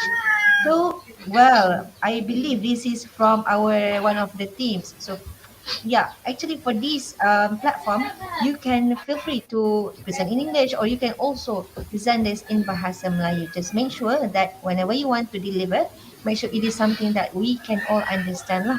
Okay, so the comment will be BM and also English, Bahasa Melayu and also English language. So fret not, if let's say we have something to ask, of course we will use the chat box. And not to forget, okay, for all the contestants and also the audience, you can also reply or respond to any of the remarks done by our speakers, by our judges, okay? Because you can, as I can see here, all of them are very, very excited and are very active on the chat room, okay? Because for Town Maker, which will be the next group, okay, we have one from Mr. Faiz. He is so excited to know more about your project, Mapbox. Okay, and Mr. Faiz is actually one of the judges here today. Okay, so please make sure that you respond if you have time after this or maybe before your presentation.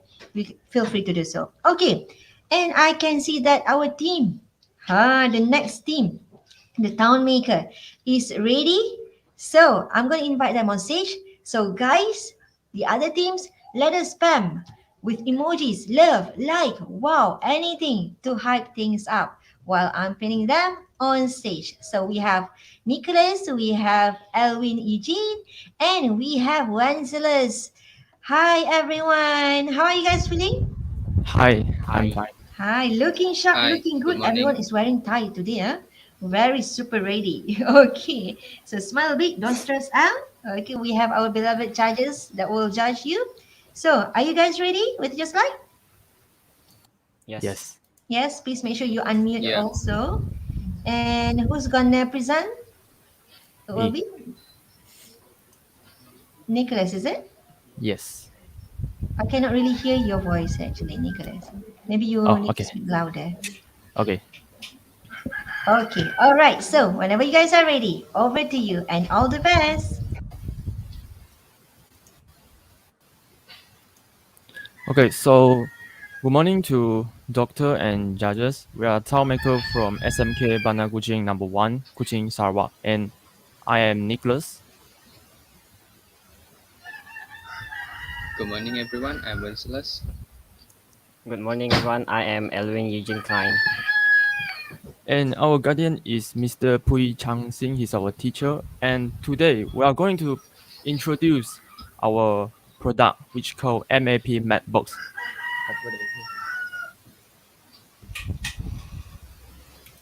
So first, we are going to talk about our problem statement, why we need to create this product.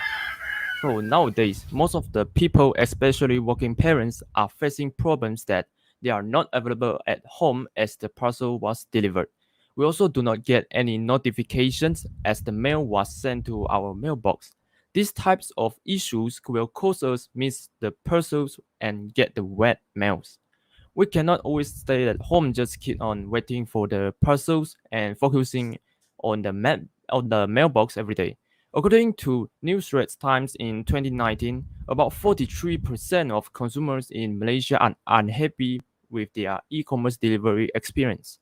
Meanwhile, courier service company also encourage online sellers or individuals to include insurance for shipment protection against damages due to breakage, missing parcels, fire, water damage, and accident. And this is according to the Edge Markets in 2020. Therefore, a sustainable innovation digital mailbox, which called MAP Matbox. MAP Matbox means mail and parcel box, has been innovated to fix these types of problems. This digital mailbox equipped with IoT technology, which is Internet of Things technology, could help us to receive the parcel when we are not available at home and also notify us when there is a mail sent to our house by sending notifications to smartphone and via Blink app.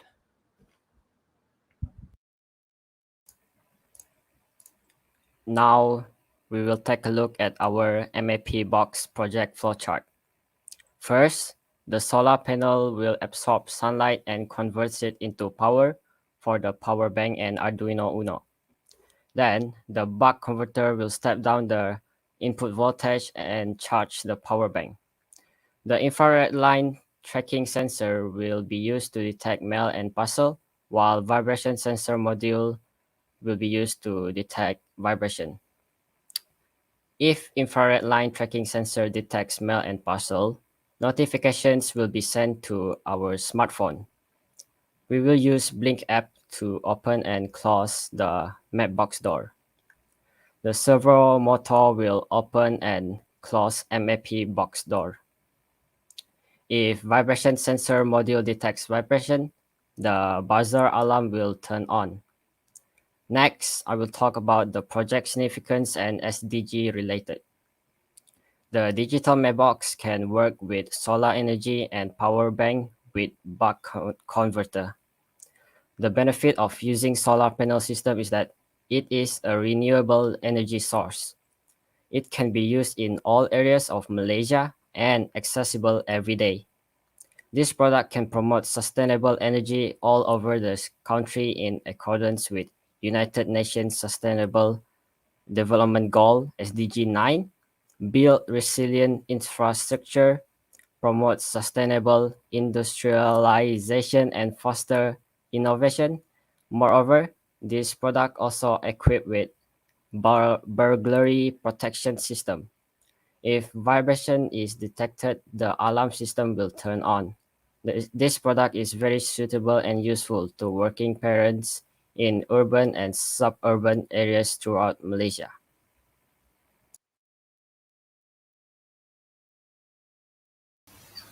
And this is our working prototype video.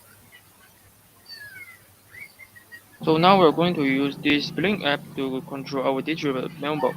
So first, we can just open the door of the mailbox by pressing this button. And now the door is open, so we can put into the parcel. So when you put into the parcel, it will show a notification that it is a parcel go inside the mailbox. Yeah. Okay, so now we can close the door of the mailbox. The parcel alarm will turn on when there is any vibration. Yeah, as if here. This is all the function of this map box, and thank you very much.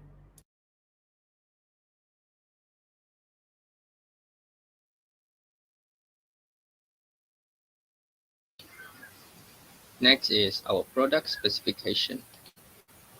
For the buck converter, we are using the adjustable 5 ampere DC-DC power module. This converter can charge power bank and connect to Arduino at the same time. We adjust and step down the output voltage from 9 volt to 5 volt. 5 volt is safe to connect to Arduino and charge power bank.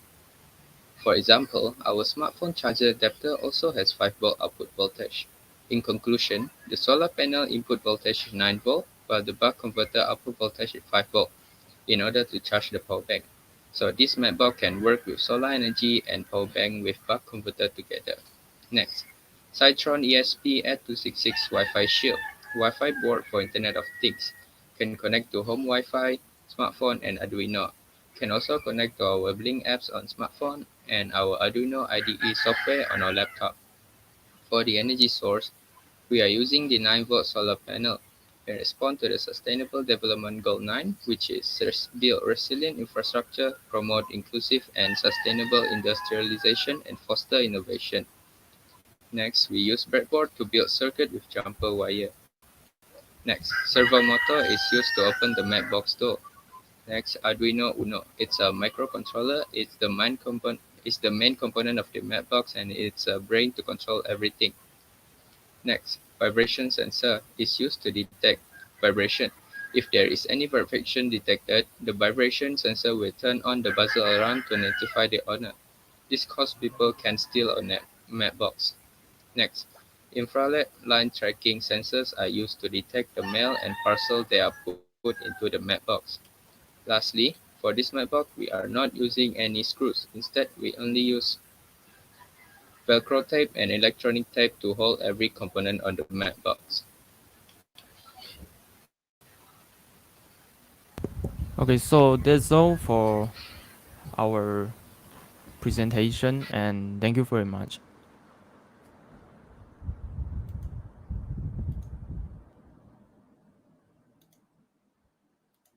Okay, awesome. All right. So how are you guys feeling after the presentation? Good. Are you guys doing good? Yep. Well, that was a very interesting pitch. Okay, so yes, we're gonna have our fellow judges. So we have Miss Ranjita, Miss Rahima, and also Mr. Faiz. Okay, to judge and for the first question. So please get ready, Town Maker. The first question will be from Miss Rahima. Miss Rahima, are you ready? Yes, Kina, thank you. Okay. All right, over to you, Miss Rahima. Hello, Nicholas, Alvin, and Wenceslas. Congratulations. It's an interesting problem and interesting way of innovation to create the solution for this, right? So have you tried this live? The one just now you tried. You are using the solar panel, okay?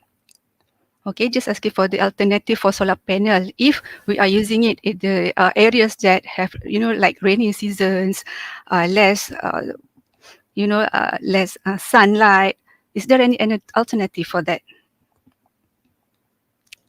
If there is not enough sunlight, we can also use power bank. Power bank as there, yeah? power supply.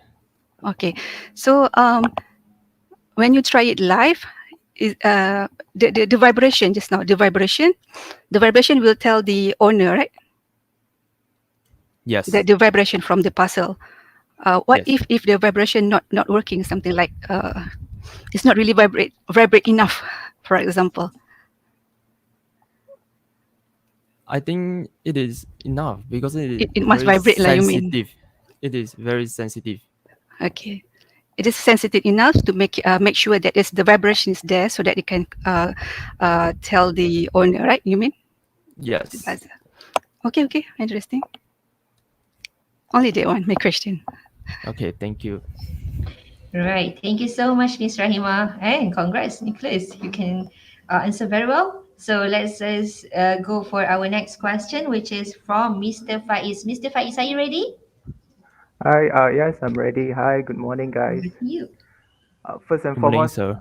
I would like to say a very well organized presentation. I think everything is tip-top, very easier to be understood.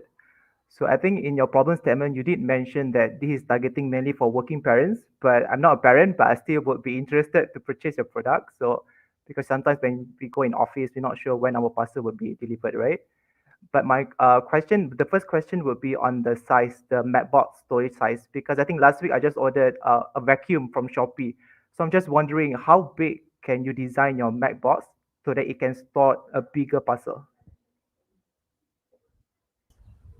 It is a part that we are going to improve because now it's just a prototype, not the final product.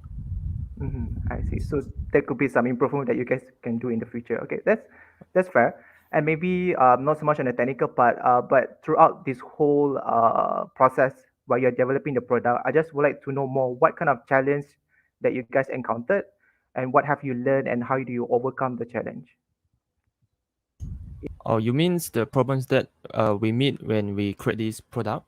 Yes, correct. Anything that Okay. you feel is very substantial that you want to highlight here, I would love to hear. The first challenge we meet is about the pandemic. We can't do this together. Actually, for this project, I'm the project leader for this project development, and for the technical part, it is for my teammates, which is Messrs and Elvin. They send me the coding through WhatsApp, and I just add into the Matbox.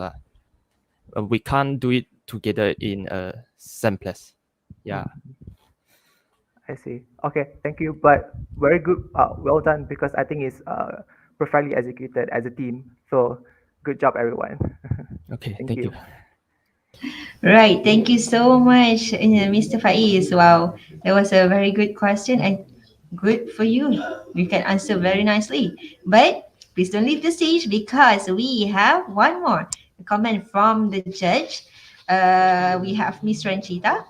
Okay, Miss Ranjita, are you ready? Yes. All right. Looking lovely. Okay, All right. over to you. Okay, great. So first of all, congratulations to the three of you from Town Maker. I think I echo what Encik Faiz mentioned, that it's a well presented, well presented. All of you knew what your roles were, what you were going to talk about, and so you were able to develop the storyline from there. And also it was very clear in terms of both, I think you provided some research background with your problem statement. So I think that's really good. That's a good hook to know that, you have referenced a few articles and a few studies and whatnot, right? And so that's really good. That was a really good start to your problem statement. I also like to hear that you are not just focusing on your current prototype, but you're already looking at improvements, in terms of the size, in terms of, and you also provided alternatives like, solar energy is renewable, but it isn't always as reliant. So you have provided some alternatives there. So really good on that. However, I was wondering, I mean, it's a question definitely, but something to ponder on. You don't really need to answer it. But I think this invention or creation is mostly for landed properties, right? So what about people who live in condos? And more we see those kind of buildings coming up. What about at office what about office buildings? Because a lot of people do ask for deliveries to the office, right? So so that's where, you know, things, maybe you can also look at that, because we don't have like designated mailboxes such as you know, where you can install it based on the sizes that you are looking into for these kind of buildings. So that's something to look at if you want to expand your project and even look at other solutions perhaps, because I live in a condo and I'm definitely looking at possible solutions to this, and so I'll be excited to know what you have. Also, I think you had you know, your product, your infra, you know, the thing that you created, the is definitely, you know, in line with SDG, and, you know, looking into renewable energy. So the sustainability factor is there as well. So well done. You know, it's a real problem that we are experiencing right now. And there are many opportunities for improvements and even expanding your project. So well done, guys. Thank you. Awesome, awesome. Thank you. Wow. Congratulations, team Town Maker. And guess what? Well, apart from the judges that have shared their questions and also share their comments to you just now, actually we have one Q&A in our chat box. So guys, are you ready to answer them? Are you okay, team Town Maker? Okay. Okay, all right, always ready. So let us see. What is the question? All right, so it's on stage. Just wondering, do postmen need to install the apps in order to place the parcel? Oh, by our own Dr. Zurita. So anyone wants to answer? Would like to answer? No, no need. No. Oh, so the postman doesn't have. Oh, you mean the postman doesn't have to install the apps, is it? Yes. But they can still put the parcel inside the box? Uh, the postman, when they arrive at our house, they will call us right when there is a parcel arrive. At that, if we at outside, then we can just open the door of the mailbox through our smartphone, and then the postman can just put our parcel into the mailbox. Then we can close our mailbox through our phone, and then it will lock it. Understand, understand. So meaning the control is still within ourselves. The postman can only put the parcel in when we have opened the box for them. Is it? Yes. Understand. Okay. All right. So thank you so much. That will be all, I think, from the Q&A session. And thank you so much for our fellow judges, Mr. Faiz, Ms. Ranchita, and Ms. Rahima. Thank you and all the best, team Town Maker. So may the best man wins. All right. So we're gonna see the next group right afterwards. And we will leave you out the stage. Okay. All right. And for the next team, it will be Techno Hackers. And while we're getting them ready to be on stage, let me share with you our panelists or our judges. So I have something to show you guys. So yeah, hold on for a while. Let me share the screen.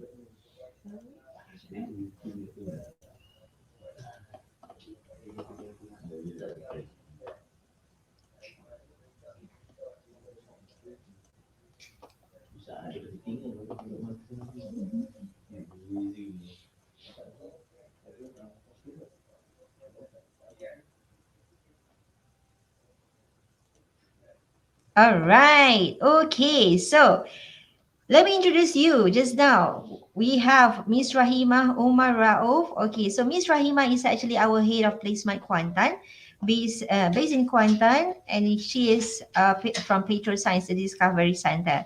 And we also have just now giving her lovely comments. Okay, is Miss Ranjita Sivajanam, head of change management and communication from Petrosains Discovery Center as well. So that are two of our judges that we have here today, and more will come and more will be introduced later. Okay, because I believe our team that's gonna present next is ready. So, are you guys ready? If you are ready, please drop in all the emojis to share your feelings. Love, like, clap, anything that you would love to share with us. While I'm gonna pin them on stage. So we have Town Maker already done. The next one will be Techno Hackers. So let us invite. We have, where's the Techno Hackers? Okay, hold on. We're gonna share the video first while waiting for Techno Hackers to be ready.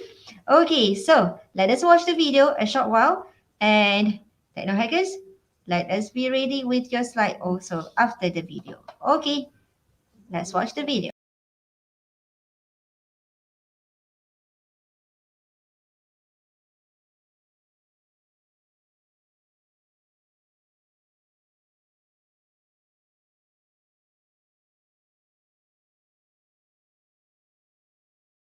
So saya dari Jabatan Kejuruteraan Elektrik. Selamat datang ke UMP.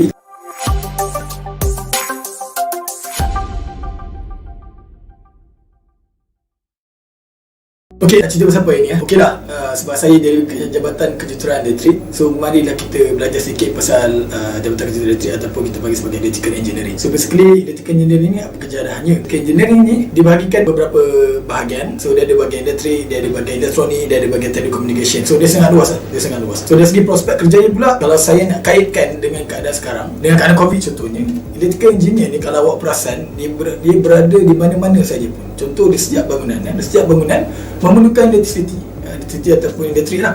Bila tak ada elektrik ni, banyak lampu tak boleh hidup, apa pun tak boleh, kerja pun tak boleh buat, hospital pun tak boleh nak hidup. So dekat situ ada electricalnya, dan di situ jugalah ada electrical engineer ni ataupun kita ada electrician. So bidang itu sangat diperlukan sampai sekarang. Walaupun semua orang, contoh waktu COVID sekarang semua masih di rumah, stay at home, okay? Stay at home, kita jaga kita. Tapi siapa pula yang nak jaga elektrik kita? So tim-tim ni lah, electrical engineer, electrical engineering, electrical technician sini yang akan berfungsi untuk memastikan elektrik ini sampai ke mana. Juga pada elektronik, device yang kita gunakan untuk rekod ni contohnya. Ini menggunakan elektronik, dia ada komponennya. Siapa yang cipta komponen ni? Siapa yang buat software ni? So ini adalah bidang juga kepada electronic engineer, di mana ia sangat diperlukan. Okay? Diperlukan di mana saja, tidak tertakluk hanya kepada komponen tapi kepada software developing, boleh kerja buat komputer, telecommunication dan sebagainya. Okay, saya nak cerita sikit pasal panggil sebagai career flow. Okay, let's say lah kan, teringin sangat masuk UMP. Masa kau masuk UMP, kau pilih electrical engineering. Okay, electrical engineering. Dan kau belajar dapat dengan assignment, dengan test kau semua tu kan. So dah habis semua test, okay, lepas tu dah ada FYP semua, final project, lepas tu kau habis. Yeay, great. Dan lepas tu kau combo kan, kau combo beri benar lah, menangis kan, dengan mak ayah kau semua settle. Lepas tu apa kau nak kena buat? Kau akan register bawah BEM, Board of Engineer Malaysia, sebagai juruterus siswa. So kau register tu, kau akan jadi sebagai, kita panggil GE lah, Graduate Engineer. So lepas tu kau pun apply lah kerja lah, hantar resume kesana kemari, berlari kesana kemari, ya, sambil-sambil kau buat tepi-tepi Grab ke YouTuber semua tu kan, kau pun apply sebagai electrical engineer. Dan kau dapat kerja. Dan bila kau kerja, so bila korang start kerja, maka korang biasalah kena marah dengan bos, kena pergi situ. Contoh saya spesifikkan kepada electrical engineer, contoh dia kerja kat site, berpanas, berhujan semua kan, tapi kau belajar daripada engineer lama. Kau belajar ke situ, kau tulis masuk tender, kau start tengok drawing, schematic drawing semua. Dan pengalaman berapa tahun tu sekali, kalau kau rasa dah boleh pergi, terutamanya bekerja di syarikat consultant. So dia boleh apply kepada, dia akan main banyak dengan projek, dengan deal dengan tender, dia deal dengan main-con, sub-con semua. So dia akan start apply for the, kita panggil sebagai professional engineer. So professional ni apa bendanya? Inilah IR, yang orang cakap IR tu kan. So IR ni, bila dia ada exam lah, you kena sit for the exam. Ini awal lagi lah untuk kamu fikirkan, tapi ini sebagai career yang boleh korang target. So kau dapat professional engineer, kau pergi exam dan sebagainya, kau dapat je IR tu, kau boleh kembang luaskan lagi kau punya ilmu, kau boleh kembang luaskan apa specialist yang kau ada. Then kau dapat IR tu, then dia akan proceed pada PEPC dan sebagainya, you dapat full IR, kau boleh start engineer, kau boleh start consultant engineer sendiri yang cocok tu, yang cocok contohnya buat rumah ada seorang pakcik ni nak buat banglo, tapi dia ada bahagian electrical parts yang perlu di endorse. Yang kerja endorse tu adalah electrical engineer tadi, which is IR electrical tadi, saya bagi electrical so IR electrical tu ni akan endorse semua drawing. Kalau ikut spec, dia pun chop chop tu masyhur kan, dia ada commission, tapi tanggungjawab ingat sampai berapa tahun, saya tak ingat berapa puluh tahun tanggungjawab kalau boleh jadi. Then after you dapat tu, agak-agak dah lama sangat kerja, dah banyak sangat duit, rasa nak contribute ilmu, maka awak pergilah further master, PhD, dan boleh kembali kepada Akhir-Innovation jadi macam saya lah kot. Tapi saya tak ada IR lagi lah. So last sekali boleh kembali juga kepada akademi dan contribute pula pada engineer baru, dan engineer baru tu lah diproduce daripada awak juga. Okay, macam mana dengan facilities? So saya nak sebut banyak-banyak pun mungkin korang pening kepala. So saya ambil dua contoh lah. Contoh kita ada subjek juga kita panggil sebagai alternative energy. So alternative energy tu basically bunyi alternatif tu selain daripada yang main electricity, main grid. So contohnya dalam subjek tu kita ada subjek solar. So dalam subjek solar tu kita of course kita ajar you design, macam mana nak design solar system, even small scale solar farm kita ajar juga, ada calculation je. Tapi kita ada juga bahagian practical, ada bahagian lab sedikit untuk kita exposure kepada student, supaya at least tak ada tengah-tengah kan, boleh tengok sebut dalam teori je, tak tahu langsung. So kita ada ajar menggunakan macam mana nak gunakan solar module, macam mana kita nak measure, how to measure the open circuit voltage, how to measure short circuit current. So benda-benda tu basic secara asas kita akan ajar juga di bawah program kita. Dan juga ada satu subjek lagi kita panggil sebagai power system analysis. Bunyi macam takut, tapi ini sebenarnya high demand juga di kalangan para industri, di mana mereka memerlukan kepada student yang ada background mengenai power system analysis. Kita menggunakan high-end power simulation software, dan ada yang available online.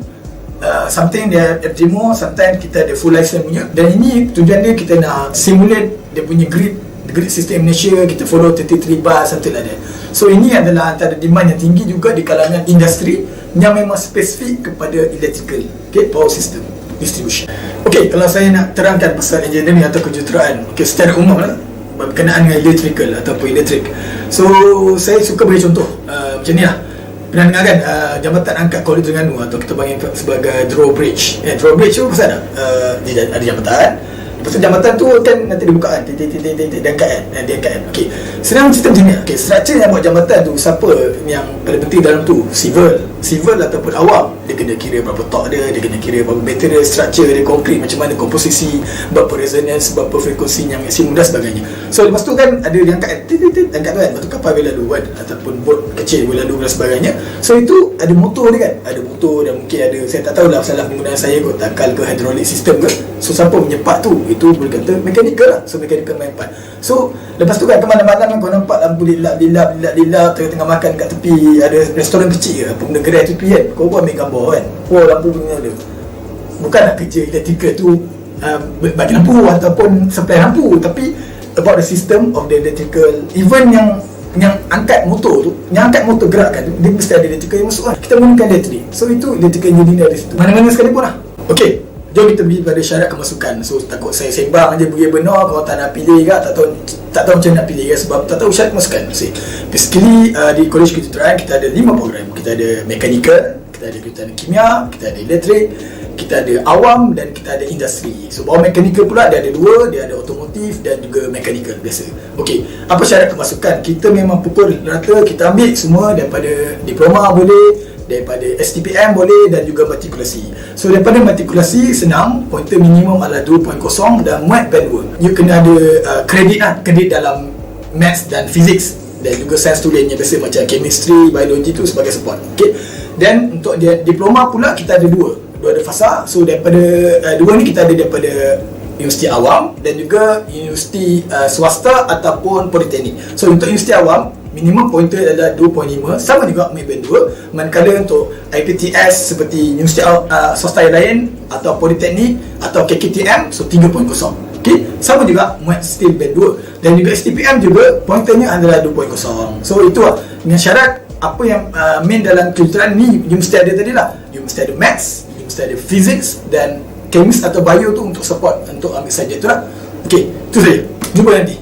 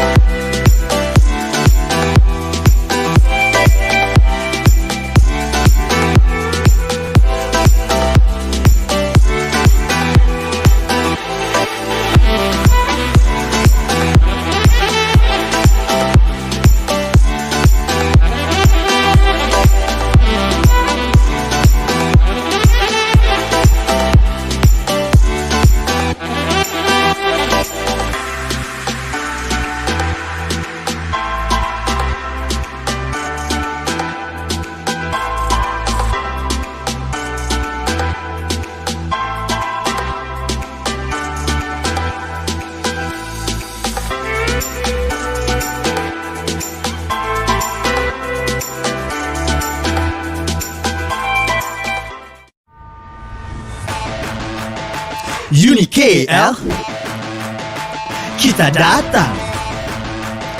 Uni KL, jadi cemerlang. Universiti Kuala Lumpur mercu tanda pendidikan MARA. Sertai kami bagi pengambilan ke program persediaan diploma, ijazah dan pasca siswaza hari ini. Layari unikl.edu.my, where knowledge is applied and dreams realized.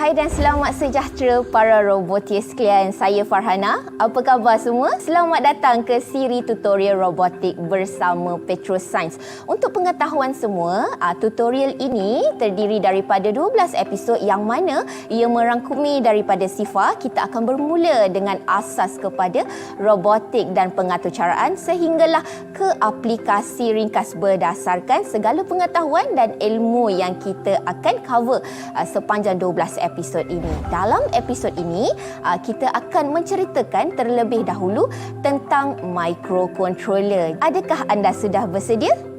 Jom kita mulakan.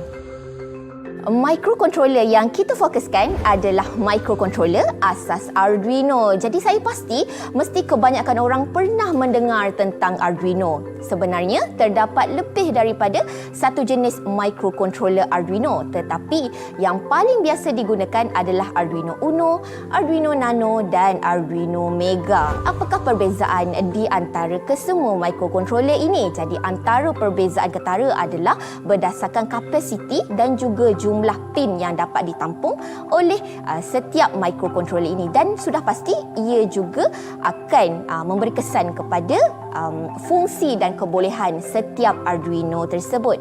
Jadi, apakah itu Arduino?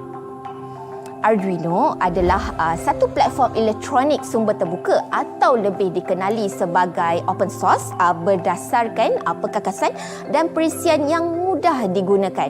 Arduino dapat membaca input seperti cahaya pada sensor, jari pada butang ataupun mesej pada Twitter anda, dan kemudian mengubahnya menjadi sesuatu output seperti pengaktifan motor, menyalakan LED, menggerakkan robot dan juga menerbitkan sesuatu dalam talian. Multifunction bukan? Untuk melakukan kesemua ini, anda perlu memberitahu Arduino tersebut apa yang harus dilakukan dengan menghantar satu set arahan kepada microcontroller di atas papan ataupun the onboard microcontroller lah kita panggil. Okey, sama seperti kita berkomunikasi dengan orang lain, jadi kita perlu menggunakan bahasa yang difahami oleh individu tersebut supaya kita boleh memahami apa kehendak kawan ataupun individu tersebut yang bercakap dengan kita. Jadi samalah juga dengan Arduino. Anda perlu menggunakan bahasa yang difahami oleh Arduino tersebut dan juga perisian yang digunakan, iaitu kita panggil IDE. Jadi sekarang saya pasti anda sudah tahu serba sedikit berkenaan dengan microcontroller Arduino. Jadi untuk sepanjang episod kita bersama dengan Petrosains ini, kita akan menggunakan satu jenis robot, iaitu robot motif, yang mana robot ini menggunakan microcontroller jenis Arduino Mega. Robot ini bukan sahaja mampu untuk melakukan pergerakan asas, tetapi ada pelbagai fungsi dan juga aplikasi yang mana kita akan pelajari bersama-sama. Anda juga boleh mendapatkan robot ini di Petrosains Gift Shop kami. Jadi kita jumpa di episod seterusnya. Bye-bye Robotiers!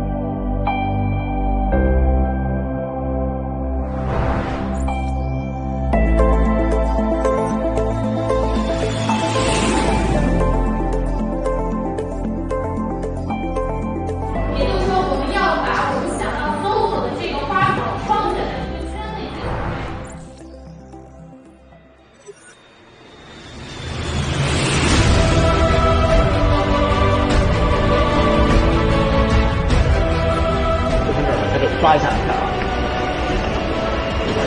好，很快通过了。现在呢，在这个环节呢进行人脸识别，你看非常快就通过了。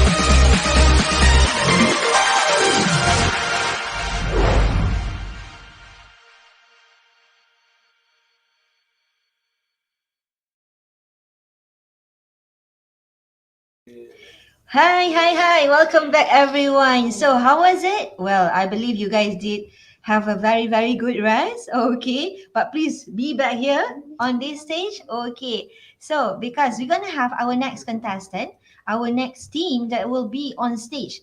And the team will be all the way from Bentong Pahang. Okay. And while we are getting them to be ready on stage, and to set up and everything, let me brief you a bit about Petrosains. Okay, if you still remember, just now I did introduce one of our judges, Miss Rahima, which is live from Kuantan Pahang. Okay, actually she's not on vacation in Kuantan, but she is based in Kuantan because we also have our mini satellite center in certain states all over Malaysia. So apart from KLCC, which is our main science center, we also have in Johor, Place Smart Johor Bahru. We have in Kuantan, Place Smart Kuantan, which is Miss Rahima is from. And we also have from Kota Kinabalu Sabah, Place Smart Kota Kinabalu. And we also have all the way from Kuching, Sarawak. Okay, play smart Kuching. Okay, so for those who are nearby from Pantai Timur or from Borneo, you can also go and drop by at our Petrosains play smart at the states mentioned just now. Okay, and best why, and they are super awesome because they are like the G's of Petrosains in KLCC. But when you go there, the center is actually free of charge. You can just go and walk in and then have a niche of some of the exhibits displayed there and try our hands-on activities as well. Okay, and please do interact with our own science communicator that are based in that state. All right, and apart from the satellite center, we also have our own maker studio at the state mentioned just now, which is in Placement Johor ada, dekat Placement Kuantan ada maker, and we also have dekat Sabah and Sarawak. But dekat Sabah and Sarawak and also Johor, there are physical maker studio. But in Kuantan, you need to engage lah with our science communicator to have a gist of some of the maker activities that we also have at Kuantan as well. Okay, so I believe we have our next team ready, right? Okay, I can see them. So why don't we invite them on stage? Let's give a warm welcome to Ibrahim Shawal and also G Tendren. Okay, you can turn on your microphone and also your camera so that we can see you visible. Okay. Oh, hi. Wow. Today everyone is wearing necktie. Okay, that is the benchmark now. Okay. All right. So, maybe a little bit further depan sikit sebab nampak macam sekerat-sekerat ni masing-masing. Alright, you can turn on your microphone also so that we know that you are ready. Okay, so I can see Ibrahim Shawal and you are with? Who's next to you, Ibrahim? Arif Zikri. Hi, I can see Ibrahim. And? So my name is Arif. Hafiz. Hafiz, is it? Afiq. Hafiz or Afiq? Did I hear it correctly? Okay, and I think you might want to speak louder because your voice seems like a little bit soft over there, Ibrahim and Afiq. Okay, try to adjust a bit. And we have Jid. Can I call you Jid? Yeah, hi. Hi Jid. And the next to you will be? Hi, my name is Afiq. Oh, you are Afiq. So just now is Arif, is it? Arif Zikri. Yes. So you are Afiq. So Afiq is with Jid and Arif Zikri is with Ibrahim. Did I get it right? In one screen. Yes. Okay, good. Yeah. Okay, so if you guys are ready, just make sure that your voice is louder, yeah, so that we can hear you better. And if you guys are ready, just put on the slide and all the best. Alright. Thank you.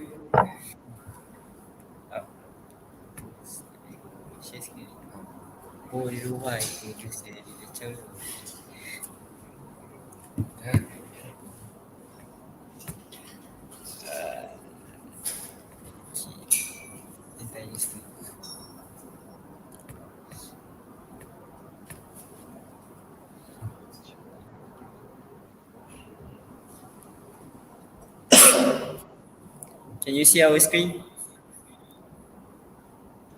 Yes, we can share. We can see your screen. It's visible.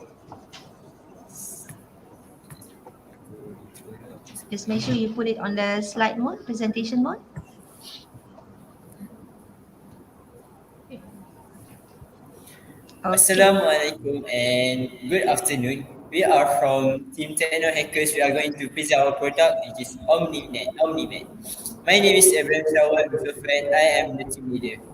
My name is Arif Zikri and I'm the multimedia designer. My name is Jitendran and I'm the hardware developer. Hi, my name is Afiq Hazi.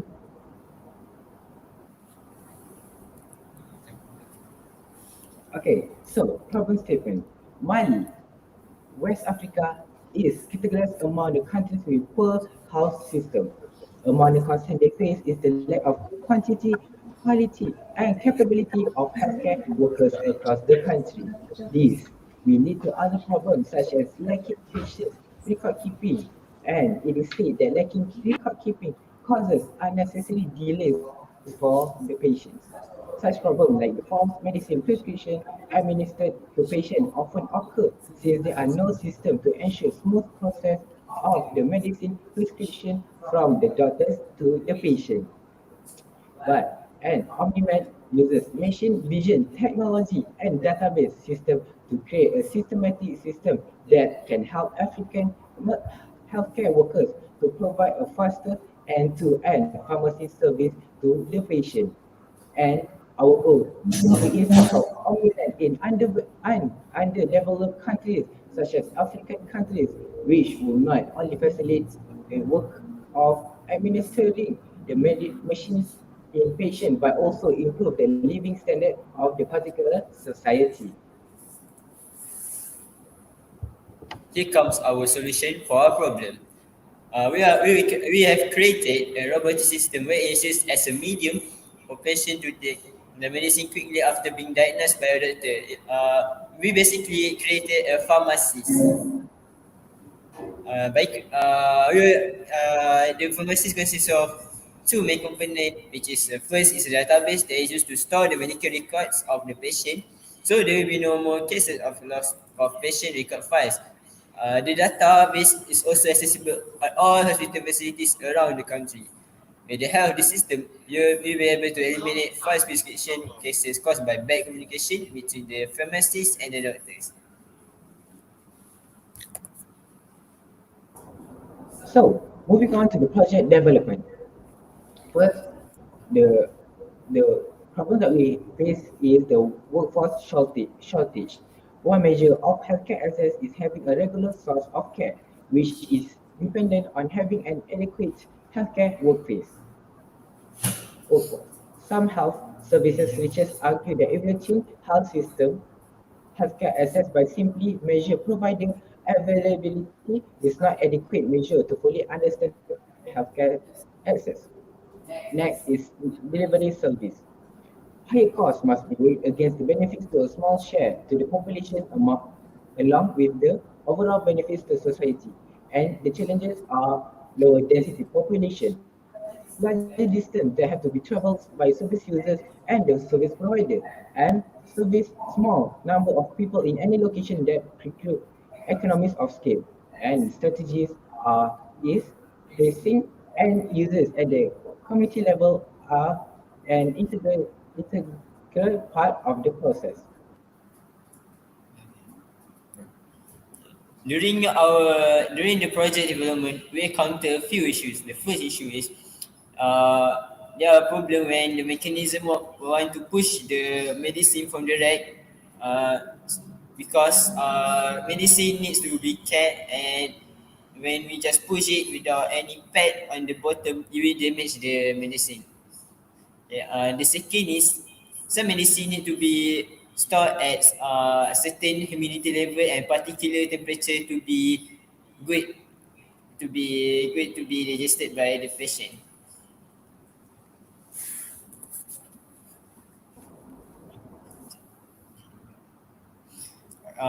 Here is our project flowchart, how the user would experience to use our product.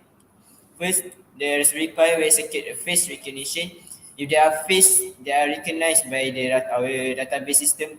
We will go to the database, collect all the medicine prescription and display the list of the patient prescription on the screen.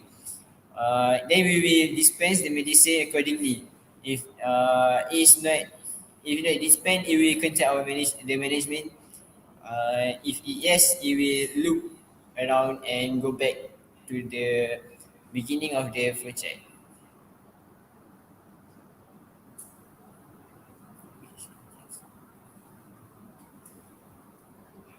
For our project specific case, OmniMed is aimed to assist in healthcare system problem in underdeveloped countries such as Mali in West Africa. By building a robotic system that serves as an intermediate medium for patients to take medication prescribed by doctor without having any fast prescription.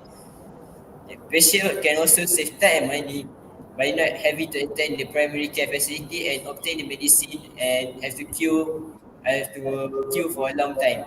They can save their time and their money. The patient will generally very positive about this alternative solution when they trust the new system. They substantially reduce the burden of collecting medication, saving both time and money while decongesting facility and capacitating healthcare workers. So moving on to the product specification.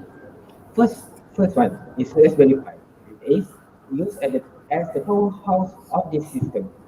The facial recognition process will be done by the Raspberry Pi and powered by machine vision technology. Next is machine dispensing rack. We build an automated dispensing rack for the medicines. All medicines from the pharmacy will be arranged in the shelf of the machine to ensure the cleanliness and quality of the medicine. Moving on is the infrared sensor. We put infrared sensor to ensure that the quantity of the medicine is dispensed according to the doctor's prescription and also reduce the risk of over or underdosing accidentally. Next is camera. The camera on the machine is used by the system to identify the patient by their facial features. This will ease the patient, especially the elderly patient, to take their medicine since they do not have to bring anything. For the database and artificial intelligence, I will pass the presentation to our president. Okay, for the database system, as I have taught just now, database is to store the patient data and the medicine prescription and is input by the doctors. For the AI part, we use a subset of AI which is machine vision. This is to identify patient by the facial feature and look out for the match data in the database. For the commercial viability, when this is advantage for our investor, our future investor actually, Petronas. Okay, Petronas can earn local trust by providing and supporting their healthcare system. OmniMed is a project that is more focused on the use of software, so the maintenance will be much less and the cost of maintenance will be also low. Okay, the structure of this project is made of steel and stainless steel, so this product can last a long time and also save maintenance costs.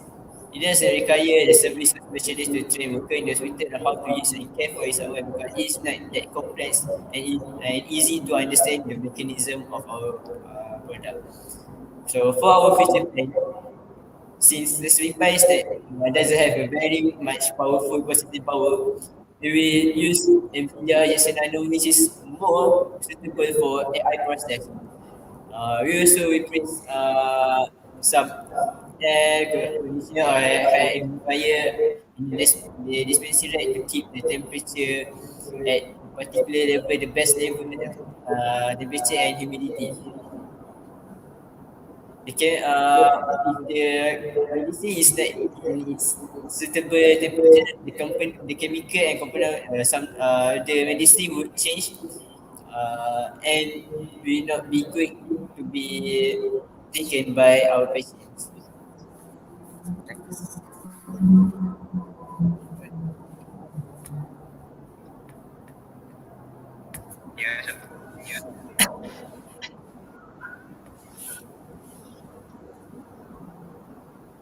As you can see, when there is data of the features of our patient, we will display all the medicine prescription.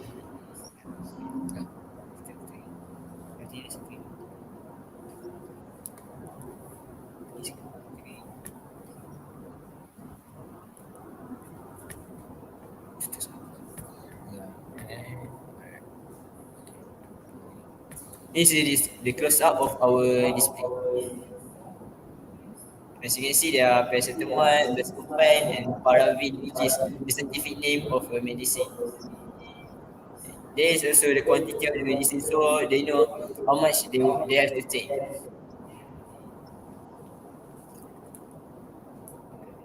I would like to show you our coding for our system.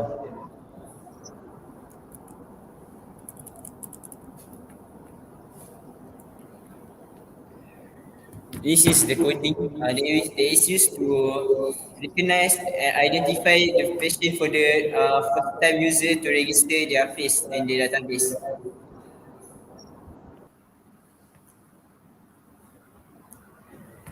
This is the main coding. As you can see, we use Firebase, which is a database system under Google.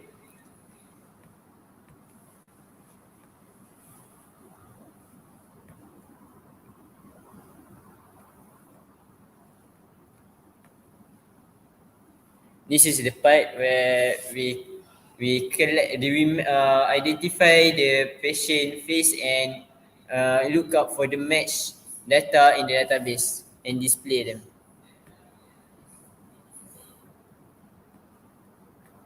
I want to show you our database.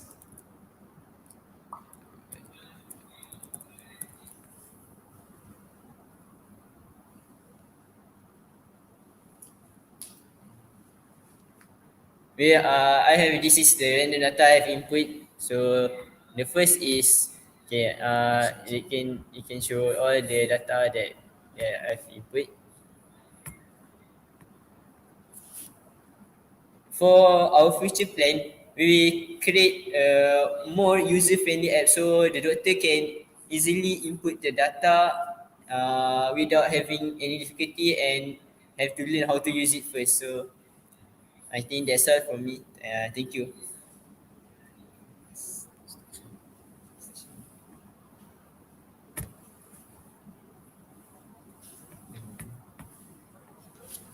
Wow, awesome, awesome. Congratulations, team. So that was a very good presentation. So how do you guys feel? We feel very delicious. I've finished of behind.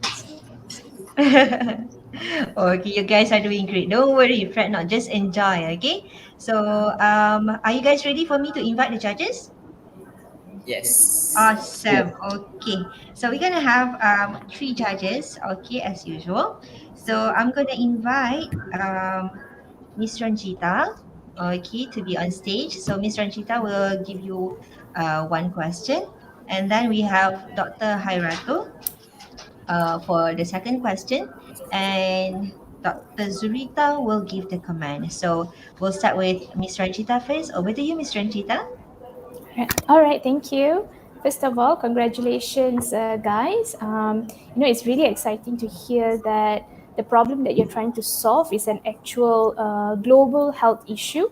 So, you're expanding your thoughts and looking at, some of the problems that we are currently facing all around the world, right? Especially in underdeveloped countries such as Africa.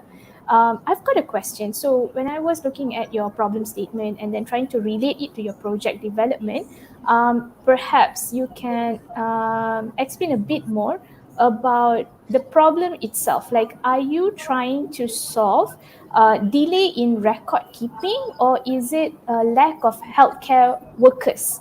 Because I saw delay in record keeping in the problem statement, and then in your project development it was really focusing on lack of healthcare workers, right? So would you be able to just explain on that a little bit? And that's my first question. Sakina, is it okay if I have two questions? Yeah. Yes. Okay. Yes, sure, All right. can, no problem. Yes. Okay. But the team, are you guys okay? Okay, right. Over to Okay. you, Miss.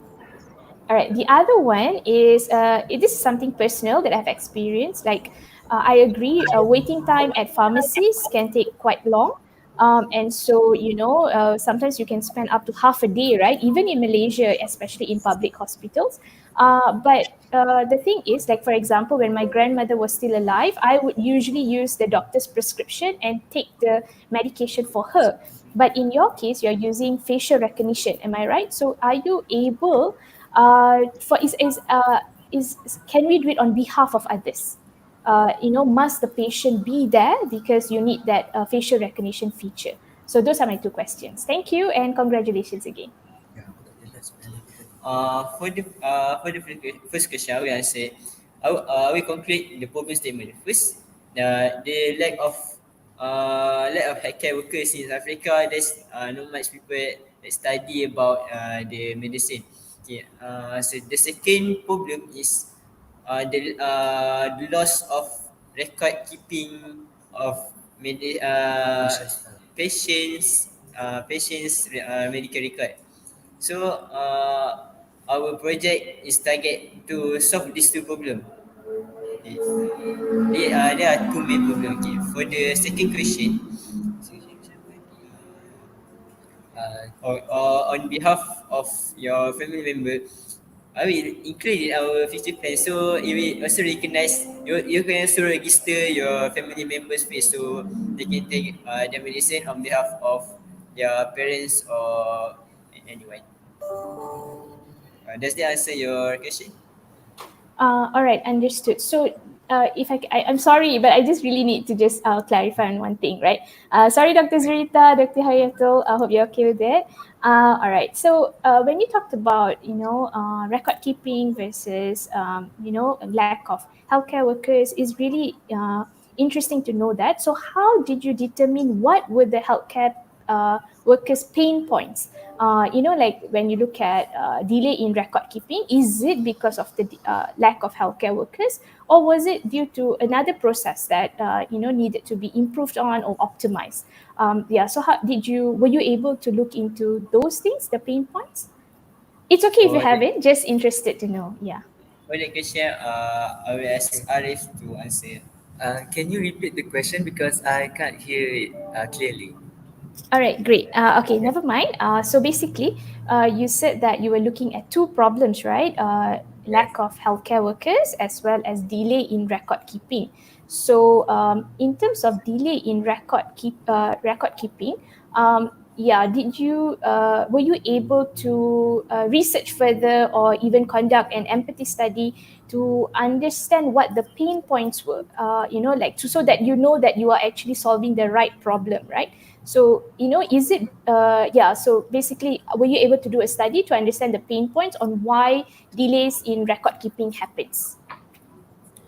Okay, so this actually dekat Afrika we know that kekurangan kekurangan healthcare workers sebabkan dorang memang negara yang macam mundur, dorang tak maju negara. We all know Africa is not negara yang maju, and also because of that dia bagi efek dekat dia also bagi efek dekat healthcare punya system, which healthcare workers dorang punya knowledge is not luas, just like macam others country punya healthcare workers lah kan. Okay, so due to dia punya delay is because I think that dorang kekurangan juga facility, because dorang punya sebab dorang kekurangan facility untuk dorang simpan all the files, all the records, because usually traditional punya style, we keep it in the files, right? So and also dorang punya arrangement punya files record tu tak kemas, and I think that is because so maybe kalau contoh macam patient ni dia dah datang hospital ni about masa dia umur 11 years old kan. Okay, 11 years old. Okay, and then after 6 years dia datang balik, and then dia punya file tu doktor nak check balik, and then dia punya file tu hilang because of that lah, because of kekurangan facility, and also dorang punya dana tak cukup untuk apa ni build another what we call it, another storage punya compartments untuk we put all the files on the patients punya record, because hospital pun banyak orang and also crowded. So I think that's the main reason. And that's why we use database, because we store the medical record in digital version, so it will be easier for us to search it. Just search and type the name of the patient, it will just list all the records. The patients history punya penyakit, all that lah. All right. Thank you so much for your clarification, guys. Welcome. Okay, awesome. Thank you so much, Miss G, for the questions, and congrats, team, for answering the questions nicely. All right, without a glitch. Okay, so well, we'll still have another judge to give her questions. Okay, so I'm going to invite Dr. Hayrato. Are you ready, Dr. Hayrato? Yeah. Okay, so let's welcome Dr. Hayrato with the question. Over to you. Okay.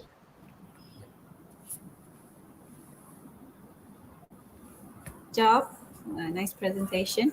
I'm going to continue the question, my questions from Miss Ranjita's questions.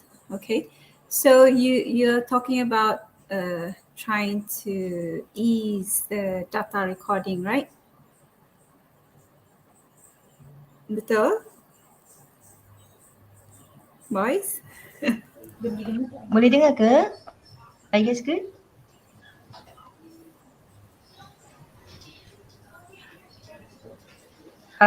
Your voice tak ada tu. Jit dengan we've lost Ibrahim due to connection problem, I guess. So, but both of you can dengar us tak? Jit and Afiq. Boleh dengar? Okay.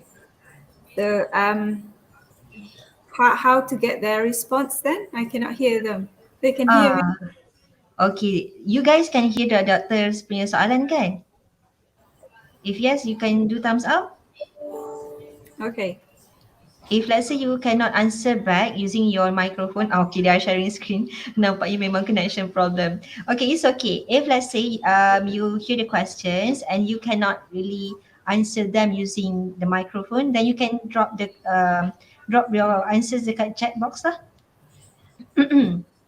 Okay, so the question is a continuous question from Ms. Ranjita. So you developed this, is kind of like to ease the record keeping, right? Doing so, reducing the time consumed, right? So have you compared with other softwares out there? Because I do believe there are some softwares that do this. Okay, and my second question is, have you done cost estimation? You did a good job on the coding, I know. Right? So have you looked at the cost estimation of this? Okay, I'll let you answer those first. All right.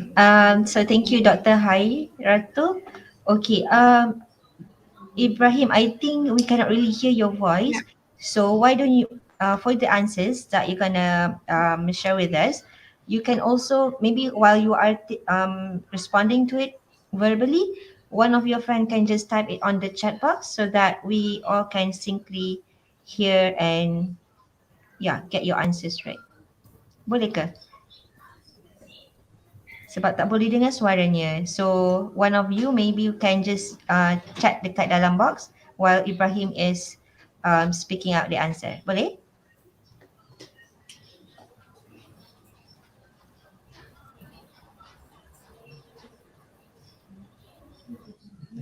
We cannot hear you guys. Okay, account Ibrahim used to chat dekat box. Jit punya account for Ibrahim to try and speak. Boleh?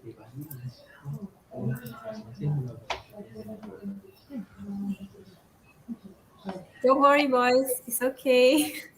Suddenly you looks nervous. Okay, don't panic. No worries. Doctor is okay. Dr. Harato is okay. We are good. Okay? Miss G and Dr. Zurita is also good. Don't worry. Just try to from your end. I'm sorry. Can you hear us back? Yeah. It's already okay. This is better. Okay, use this account instead. Go. Okay. For the first question, yes, there are other software, but in Malaysia, especially in public hospital like HKL or hospitals lah yang this problem is real. So we know about this problem based on our family member that works there. So in Malaysia, there is no really a database system for the record keeping in Malaysia, I believe. For the second question, okay, for the cost estimation, is not that expensive like for 1 unit of this our product is roughly around 1,500 because all the component we use is not that expensive. For example, for the Raspberry Pi is 500 including the display. So with 1,500 to use for 3 years is worth it. For a big hospital, 1,500 is not that much to spend. Okay. Last question. Again, continuous from Miss Saring.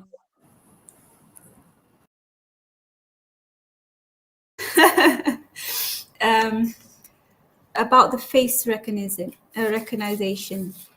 What safety aspects would you have in regards to that? Because like what our previous judge mentioned, can she go on behalf of family matters? Let's say someone does that but misuses the drugs that they pick up for the said patient. So what are the safety measurements you would include or would you suggest?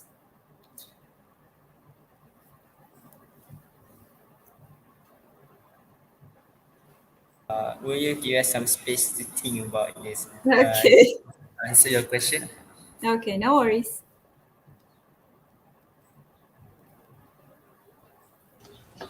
Okay, so is there any more questions, Dr. Hairatul?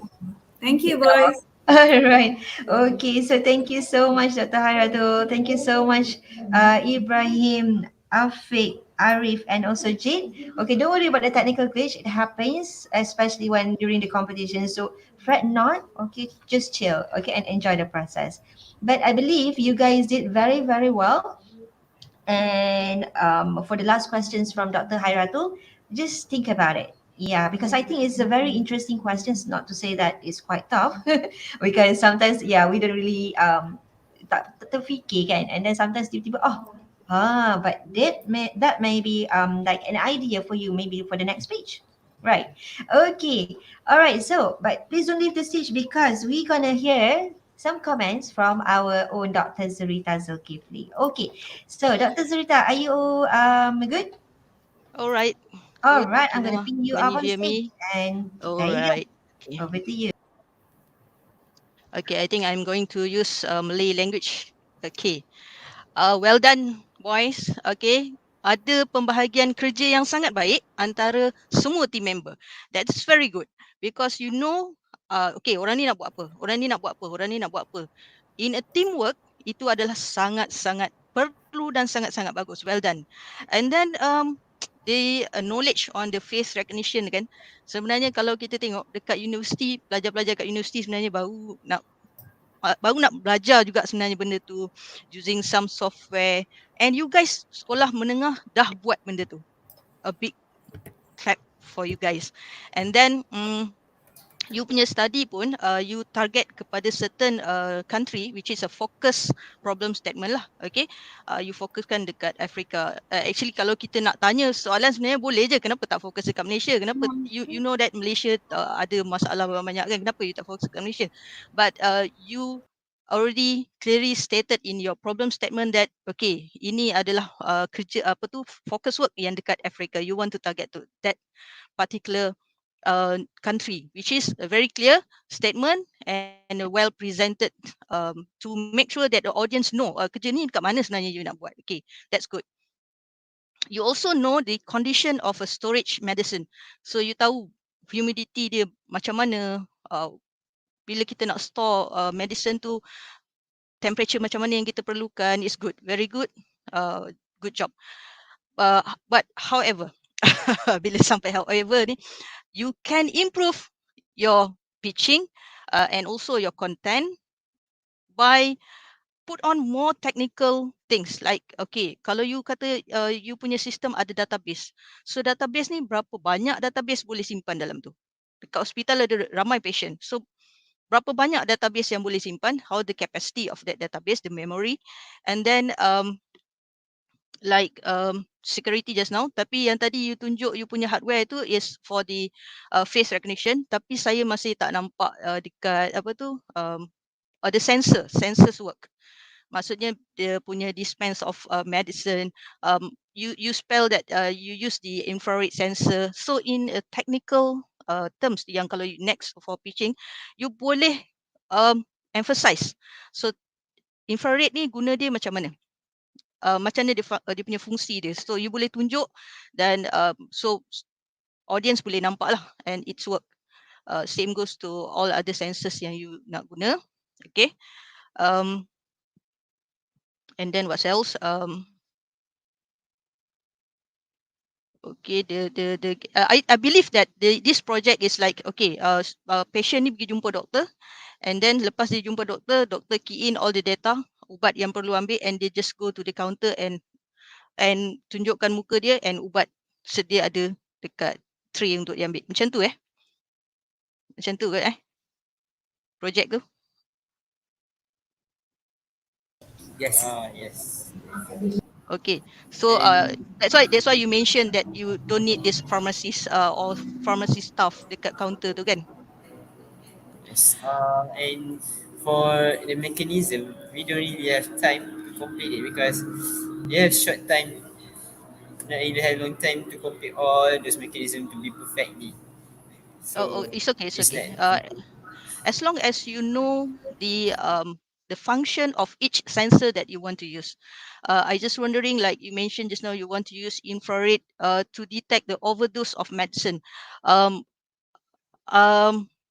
not sure how the infrared can detect this overdose medicine.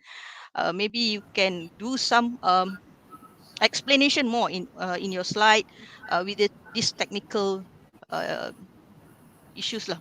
Okay. Other than that, perfect. And maybe in the next future, kalau you nak bawa lagi project ni ke hadapan, you can improve on that side. Thank you. welcome. Thank you for your comment. Okay. Good job, guys. All right. So thank you so much, Dr. Surita. That was a very good comment. And I believe, yes, you guys did very, very well. Okay. Apart from the glitches, don't worry about it. Don't worry about it at all. Okay.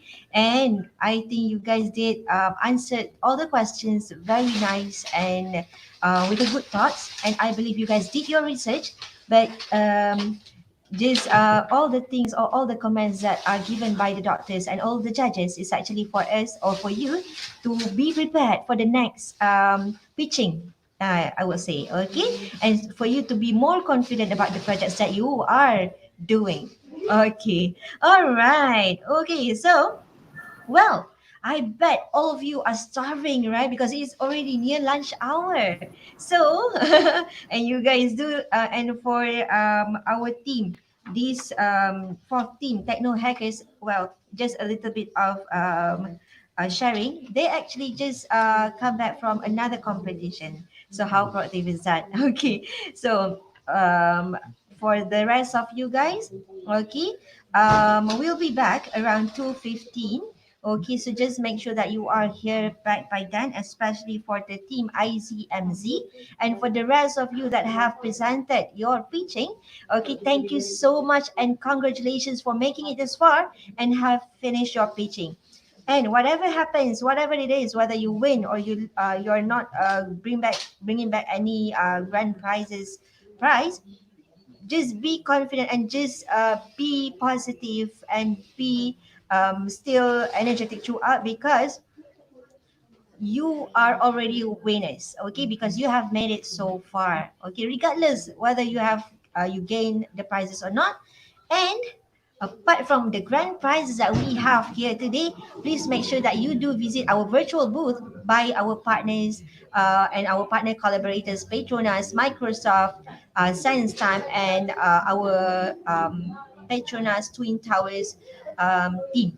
Okay, so feel free to drop by, interact, collect points, and gain more rewards. Okay, until then, okay, we'll be back at 2:15.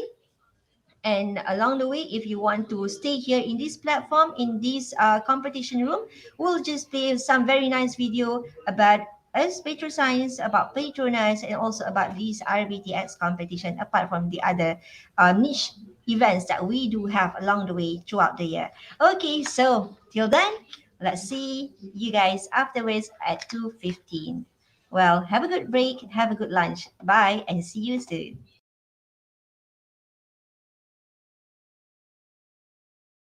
Salam sejahtera dan selamat petang semua. Selamat datang ke sesi Petrosains Stand Live yang kami bawakan khas untuk tontonan anda semua. Saya Johan, seorang Science Facilitator di Petrosains yang akan bersama-sama dengan anda sepanjang 45 minit selaku moderator pada sesi forum pada petang ini. Untuk makluman penonton, ini merupakan sesi STEM Live yang ke-8 sejak ia mula diadakan pada bulan Mei 2020 dan juga merupakan sesi STEM Live yang ketiga pada tahun ini.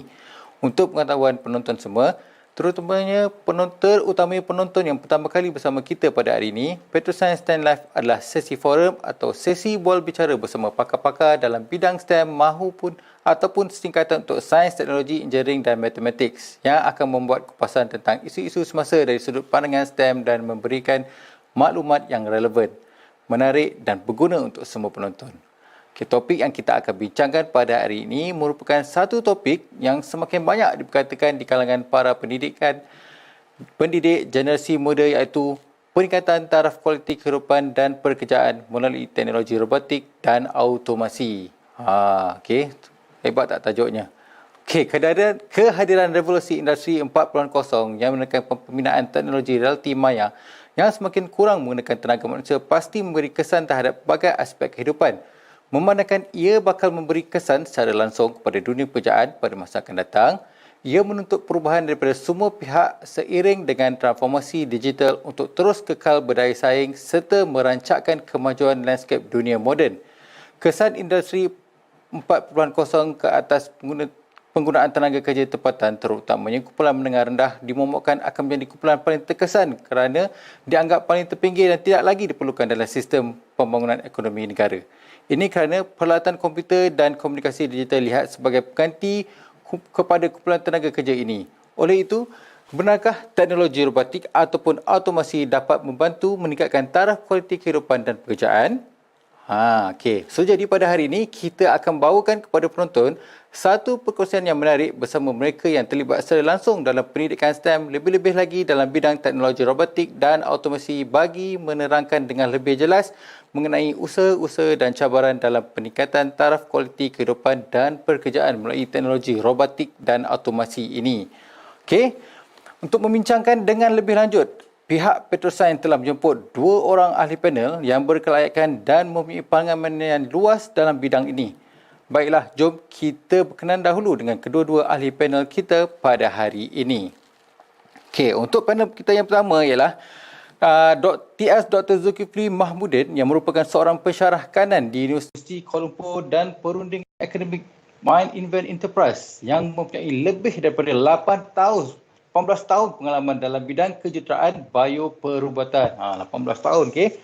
Beliau telah memenangi pelbagai anugerah dalam pertandingan inovasi antarabangsa dan bertindak sebagai perunding untuk pembangunan beberapa institusi kejuruteraan di bawah MARA dalam bidang bioperubatan.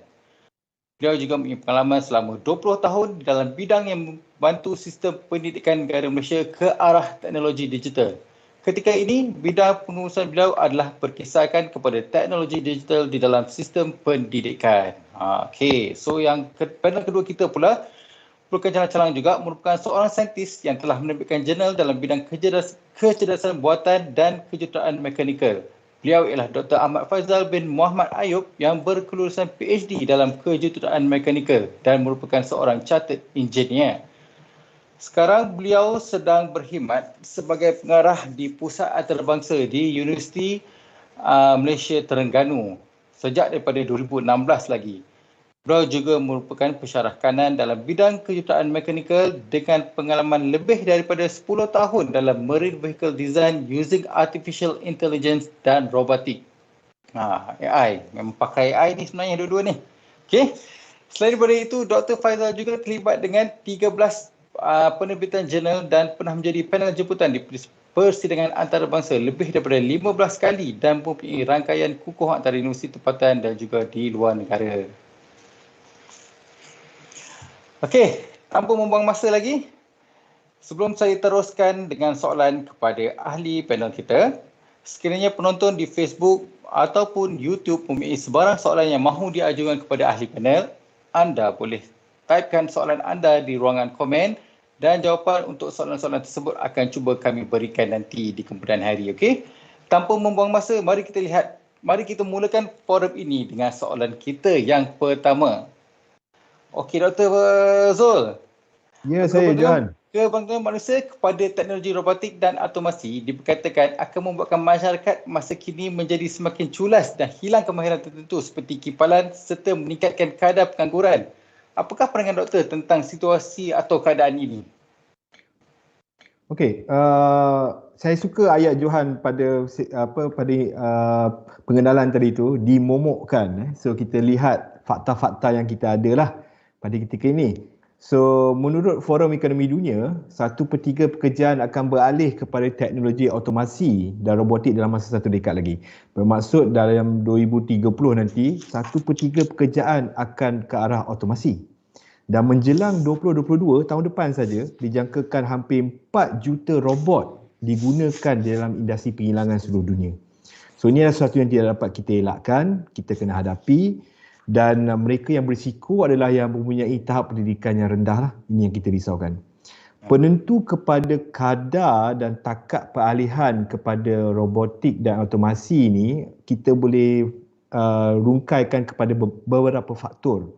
Yang pertama, kebolehsanaan teknikal itu sendiri. Adakah dari segi teknikalnya boleh dilakukan, dan juga penggunaannya secara komersial. Adakah kosnya itu seimbang? Mungkin menggunakan automasi itu menyebabkan kos pada penghilangan itu meningkat. So mereka akan tidak menggunakan automasi, lebih kepada menggunakan buruh. Faedah ekonomi itu sendiri, pasaran buruh itu sendiri dan juga penerimaan sosial, undang-undang dan etika. Ini yang paling penting lah. Ini yang paling kata orang tu merupakan faktor yang akan menentukan sama automasi dan robotik ini digunakan secara menyeluruh. Kerana dari segi penerimaan sosial itu sendiri di Jepun, walaupun ada industri yang boleh menggunakan robotik secara 100%, tapi mereka tidak menggunakannya secara keseluruhan oleh kerana penerimaan sosialnya belum lagi. Okey, dan juga kehilangan pekerjaan itu harus diambil kira oleh pihak-pihak yang berwajib untuk menjaga ekonomi negara itu sendirilah. Perkara yang paling penting juga yang perlu kita ingat adalah amat jarang berlaku di mana satu pekerjaan itu secara keseluruhannya, secara totalnya boleh diautomasikan atau digantikan dengan robotik. Okey, jarang berlaku. Akan tetapi kebimbangan terhadap kesan automasi dan robotik ni terhadap pekerjaan ni kita dah dengar 20-30 tahun lepas. Sejak